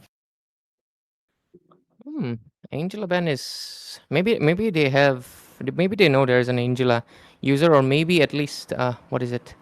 You have a sipper, so it's really easy for you to drink, man. I have a bottle. I have to chug it down like this. Yeah, But it's yeah, easy. but So yeah, easy. I should get a sipper. But to be fair, I'm gonna be honest with you. Chugging down a bottle of water is so much better. It literally feels better, right? Like better than sipping. Yeah. Because sipping is like, yeah, it's not good. But yeah, Angela ban is of course interesting, and CC ban coming in as well. A lot of different things. I'm waiting to see a little bit. Expect the unexpected, basically. But the other side, they are not really budging that much. They're just gonna go with the meta bans, the 1-1, the Uranus, and what is gonna be the last one? Kalia, maybe Lancelot, YSS, YSS. Why did I say YSS. EI? EI. Why did I say EI? But yeah, the first pick should be coming in pretty soon after these bans are done. They're actually taking a lot of time. They're thinking it through, and yeah, there we go. YSS or ISSS, if you want to pronounce it. You know, if you want to pronounce it. Oh, there we go. Oh, Kimmy, oh my why god. did you ban Zushin? I'm gonna report you, buddy. Jokes aside, you should have picked Zushin, man. But yeah, jokes aside, first pick coming in. Is it gonna be a Lancelot? Is it gonna be a Kalia? What do you think, Tami? Maybe an EXP laner like the Lapu. He can also be prioritized. Oh yeah, of course, Before, explain us too. yeah, before it was the Lapu getting the first pick, and eventually that was the team that actually won out because he can just dive onto the back lines as well as have the sustainability as well as the damage onto the early game. So Lapu being a really reliable pick for any side of the team. I think there are other options too, but okay, interesting. First pick Lu, I actually won't actually prefer it because Same. utility, utility mage, the Vexana as well as the Faramis can work out as a great counter. As well as onto the EXP, there can be the Xborg as well as a CC, but CC is banned, so let's see what they're gonna go with. Hi, that's interesting. Why the glue first pick though? This can be easily countered, and boom, your split is basically done, and you're also dishing out the damage to your teammates, which is not good because you're exploding out. Actually, Vexana does the exploding out, but Faramis also dishes out a lot of damage due to his bouncing. So I would not recommend it a first pick. I said first book because it's a glue. But anyways, they come in with the Florin. Okay, they were right. They have a healer main for the side of the Fate Waver. Or actually, not Weaver, Fate Weaver, and also Redden coming in. Not bad pick, but yeah, the glue pick is gonna be really negative value with the Faramis right now included. Immediate counter coming in, and with the basically double lives with the Faramis that will he provide. Wait a minute. Damn. Oh god damn. Did we see a foresight into the future? Did we see the whole fate being unwoven? Damn. Because if that's the case, that's crazy. That would be pretty funny if those were the picks. I remember the Kaja, right? What was the DC? Yeah, it was a Gaja before, as well as the Yeah, yeah. E1 getting picked out from the right side of the team. It was Team USTM before. And this time, Yeah. as I was mentioning, Lapu can also be a go-to pick for either of the sides. And Fate Weaver, they went out with the glue, so they can just leave out the Lapu. And there you go. The Lapu has been given out for the side of Team Carpe Diem. But the thing with the Feramis here is Ray, if Faith Weaver, they went out with an assassin kind of a jungler, then it would have been hard for the Feramis to actually caught up onto him. But Fredrin can also be an easy target if you ask me, because when the tank meta was still relevant, Feramis was picked out a lot because of the fact because the junglers lack mobility. And that is once again getting repeated. So I'm not so sure about it, but looking at the bans, the Claude as well as the Erythel, okay. Claude as well as it's not the Claude, it's the Granger as well as the Erythel and the carry too. So let's just wait what they're gonna go with. Depend on the. I don't think the carry ban was necessary, honestly. And because, yeah, the cloud comes in, and with it, we can clearly see that. I think the carry ban was a little bit wasted. I'm gonna be honest with you, Tommy, right? It's not that necessary, but yeah, the cloud is gonna be coming in, and the cloud with that mobility is basically uncatchable. But yeah, oh, the other side, they respond back with a Brody. Interesting. He does kind of win the lane sometimes, not always, because Blazing Duet can kind of out damage the Brody as well. But there comes the Carmilla, making sure they stay connected. And the Lunox pick is also interesting. Lunox to dodge out the Lancelot as well as Lapu Lapu dives, as well as she can also dodge the Blazing Duet as well. So that's a safe pick, I would say. But is it the best pick? We'll probably find out soon in the game. Yeah, surely. And Lunox for the burst is okay, I think, but it looks like he or she is more onto the comfort zone because there could have been other options onto the mid lane as well. They can be going out with the Zishan or maybe something else, but they went out with the Lunox. So is with the Brody. I think against a Claude, even a Leslie works out, but it depends upon the comfortability as well as the lineup for the side of your team. So let's just wait. Faith Weaver, they do have the utility kind of a matchup as well as they have the healer too. But Carpe Diem, they have more of a setup kind of a lineup. Carmilla can use the Curse of Blood and the others can just come up with a follow-up. So let's just wait and see what's going to happen. But if you ask me regarding the draft, I think Carpe Diem will have a little bit of an advantage. And let's see how aggressively Team Faith Weaver will be playing it out. But here we are onto the Land of Dawn for the final game of the night. It will be between Team Faith Weaver going up against Team Carpe Diem. So here we go. And there you go. Kimi is also there onto the lineup. And Yeah, of course. Just Kyle like is Tommy also mentioned, back. right? Yeah, just like Tommy mentioned, ladies and gentlemen, there we go into the Land of Dawn, and this is the last game of the evening.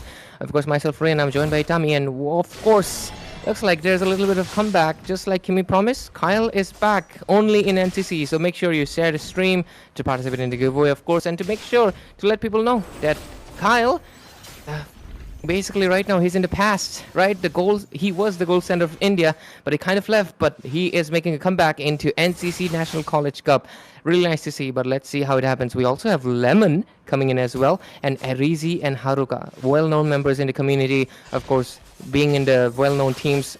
Kimi and Kyle, of course, right now ex-Tartarus members, weaving a new fate with a new composition, looks like, with Carpe Diem from St. Joseph University, Dimapur. Anyways, let's see how the side of AD2 does fare against each other with the draft in place and everything done.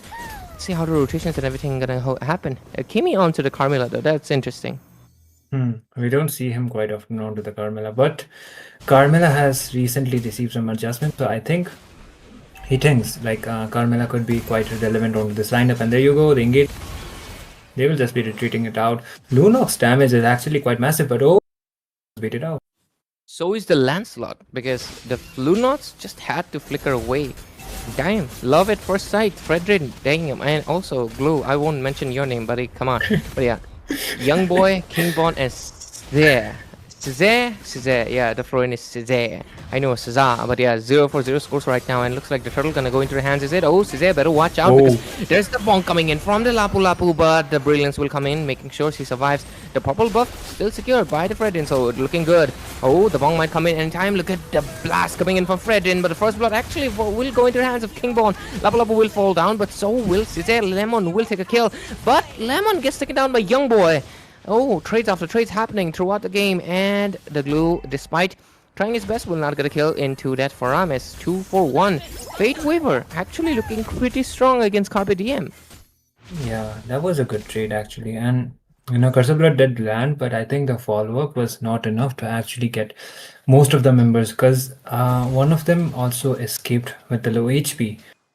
So looks like Team Faith Weaver, they are kind of let's say comfortable with the lineup, at least for now. The glue, we were kind of doubting it, but it will be depending upon onto the later team fights that will be coming up because he's up against the Faramis. So we already know the Faramis could be the worst counter for the glue, and there he is. Yeah.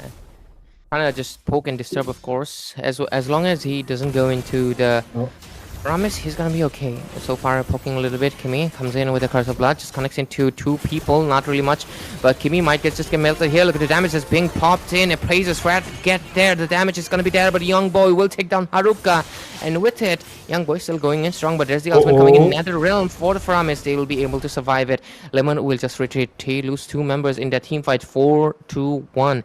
The side of ADTU, the Fate Weavers actually weaving the game with their hands, and it's not looking good for Carpe Diem, at least for now. Yeah, a good early game start for the side of Team Faith Weaver at least, and looks like the turtle will be spawning anytime soon. And that was, I think, early game wise, Team Carpe Diem don't have that kind of a lineup that they will be playing out quite aggressively, like excluding the Lance as well as the Lapu. But there's the engage onto the top side. Lemon quite low using the dash, but oh no, he just goes down right when the turtle has spawned. Yeah, getting taken down in a turtle, that's unfortunate. That basically means it's gonna be an easy turtle for their hands, but let's see.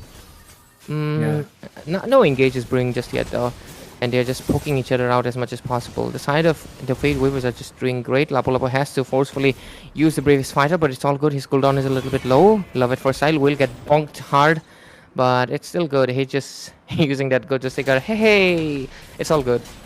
I think they kind of wasted time though. They could have gotten the turtle for themselves because look at the Lancelot. He's coming back. Might just go for a steal right now.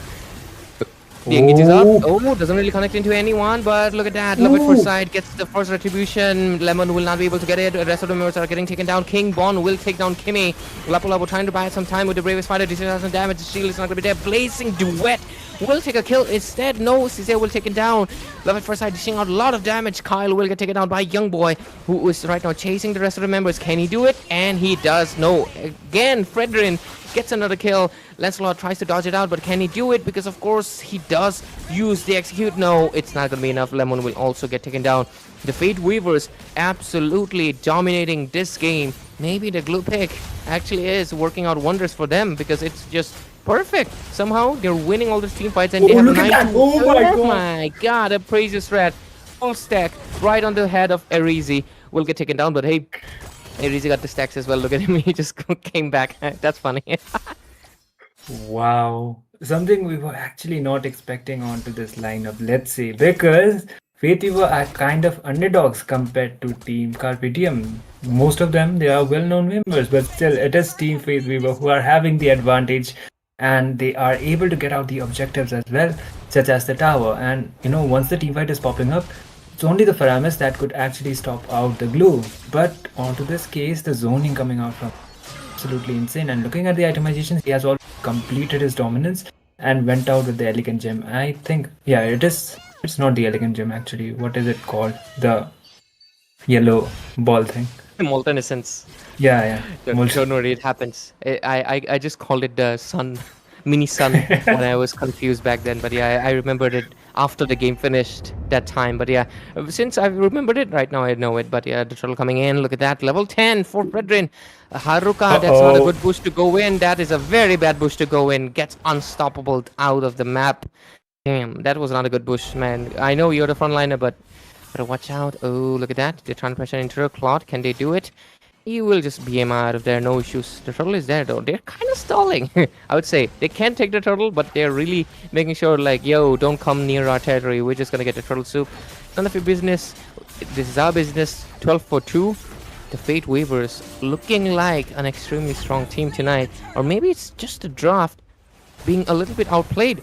Because, you know, the thing of Venomous is he's a little bit defensive. Oh, look at that. The engage is coming in. And finally, the damage is there. Look at the nether realm. So much damage being dished out. So much sustain as well. The Fredrin will get finally shut it down. And the rest of the members, can they fall? Most likely will they. Look, the Venomous is pulling in 2 people. So much damage. But unfortunately, ain't gonna be enough because the heals are really saving them. But, no, Itami, we just witnessed that engage. That was a nasty one. So, what a full 4v5, I would say.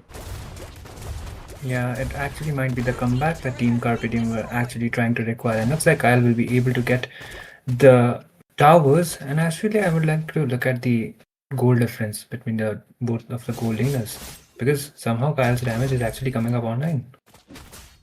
I think it's because both of them are... Oh, okay. Both of them are basically level 10 right now. And I think it should be the itemization as well. But, oh, Lemon comes in with the Endless Battle. Oh... Blue, that ain't a good...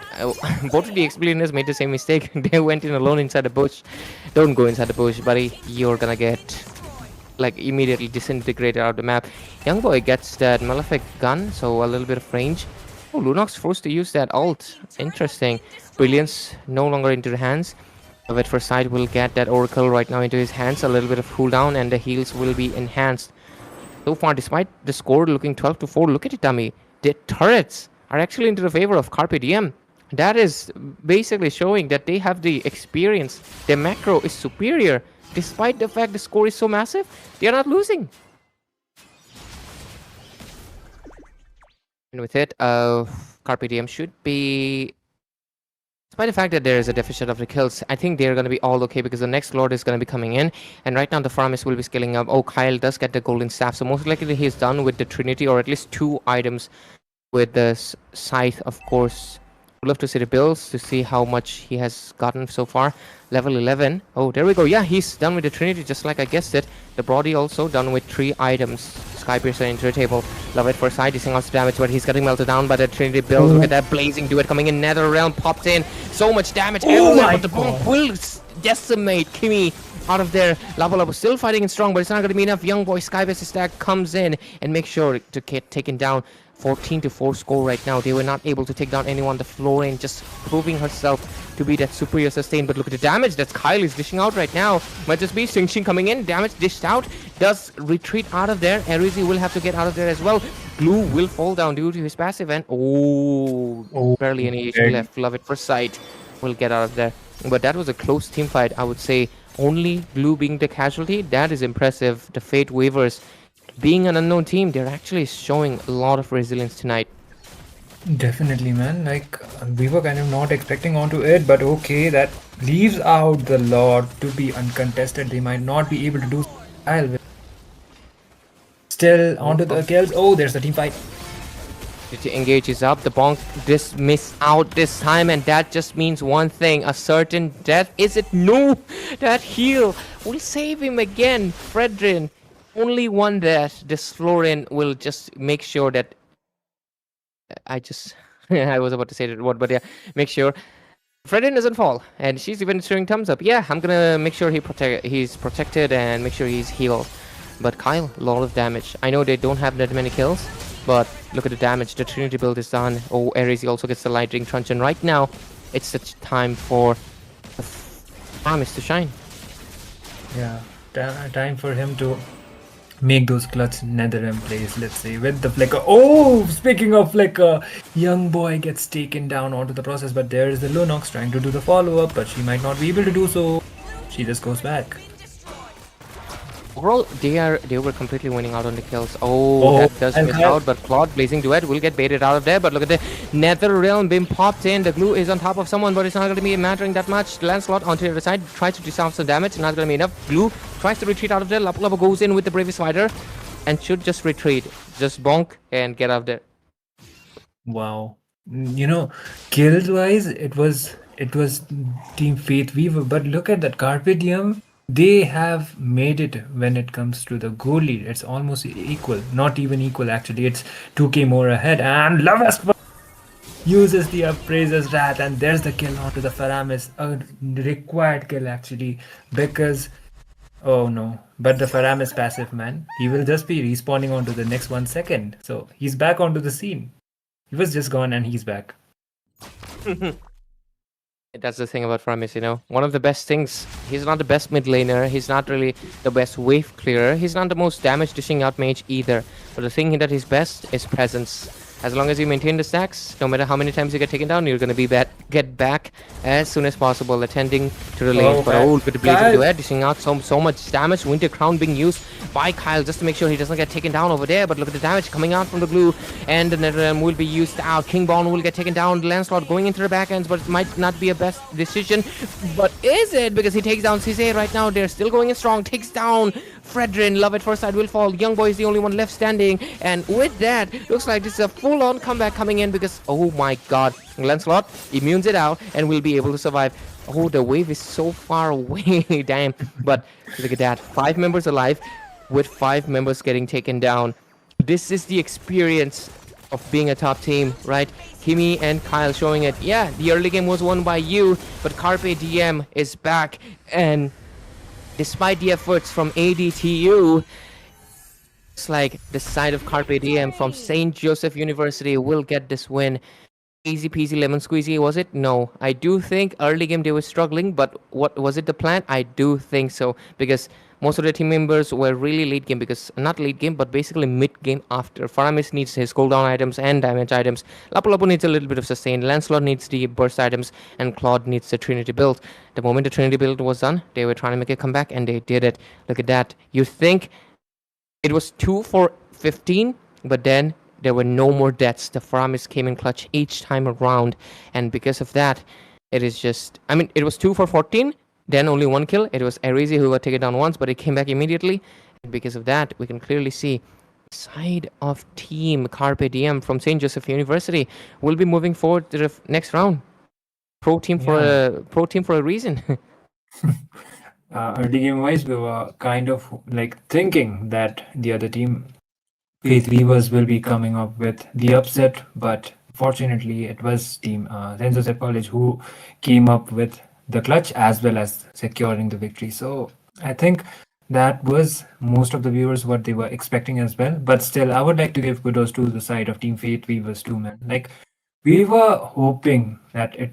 Like we were thinking that it would have been a one-sided game, but unfortunately it was not. So congratulations, and hope to see you on to the next NCC that will be happening on the winters. But for now, we will be going on to the giveaway section, and we will be proceeding with the spin of wheels. The final giveaway will be done, and let's see. Like Ray, I think you missed it out. On to the next last few days. It was 2 days ago, I guess. It was someone like Ziban or someone who won the 899. So let's see. Okay. Thank you for letting me know. So, just like he mentioned, make sure you do participate on the giveaways. This is obviously going to be the last one for tonight, but make sure you don't miss out on the future ones, because, of course, ladies and gentlemen, this is what, day 20? Is it? Yeah, day 20. No, what am I saying? Day 10. Day 10. Day 10 of the NCC first rounds. Make sure you keep on watching, and make sure you keep on sharing, and obviously join the WhatsApp group and provide the proof, and just type down your IDs and everything and just get it done, right? Because after all, we do want you guys to win it out, because it's all for you, right? It's all for you, but for you to win, you have to participate first. I'm seeing a lot of people haven't been participating. It's nice. It's nice that you're coming in. But anyways, since the wheels are ready, let's go for it, and let's go for the spins, and we'll see the last winners for the final spins for tonight. Of course, we have 4 spins, so 2 are left. So let's go immediately. Let's spin the wheel and get the last 2, the 6 finalists. The first one, who's it going to be, Tommy? Read it aloud. Titli is already selected. Oh, okay. Instead of Titli, it's Bazigar this time. Oh, it's actually the second time. That day it was Bazigar as well. Okay, second time finalist. Another spin the wheel. Let's go. Last finalist for tonight is going to be... And the name is going to be Yamada Fitakane.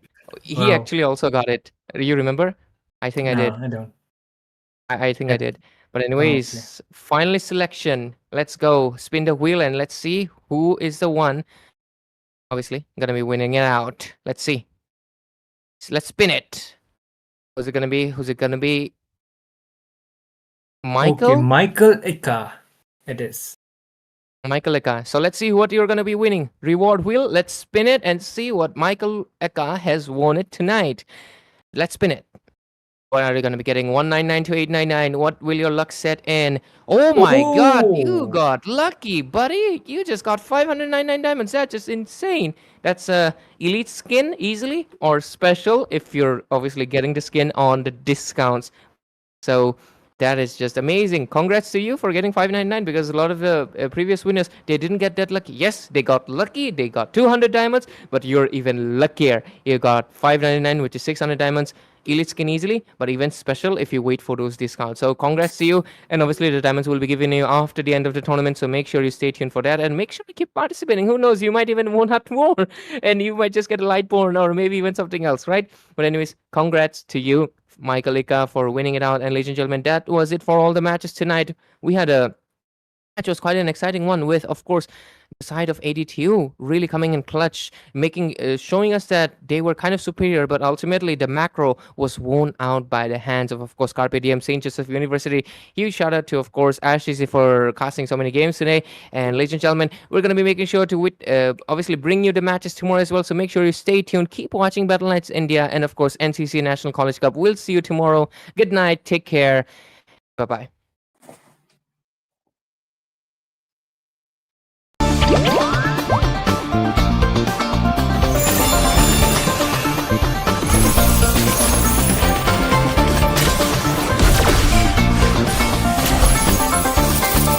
I am more than a weapon.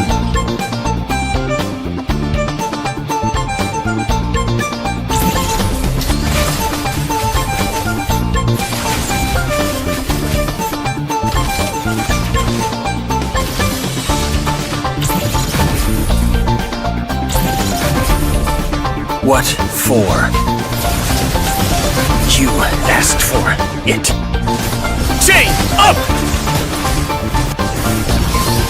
It is my mercy.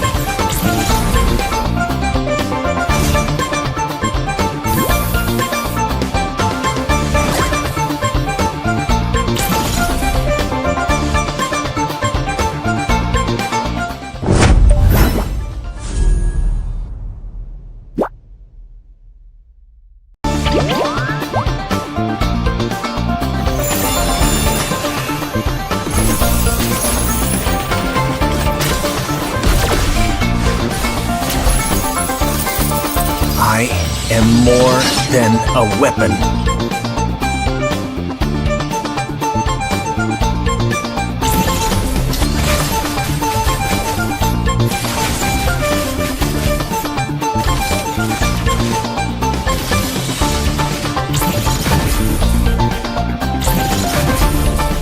What for?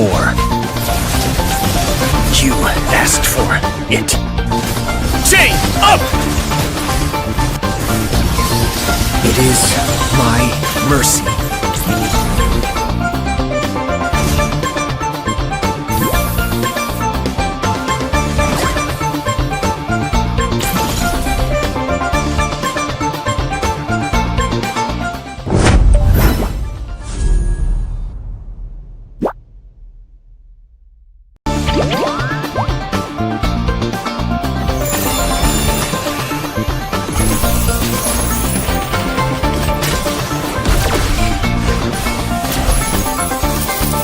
I am more than a weapon.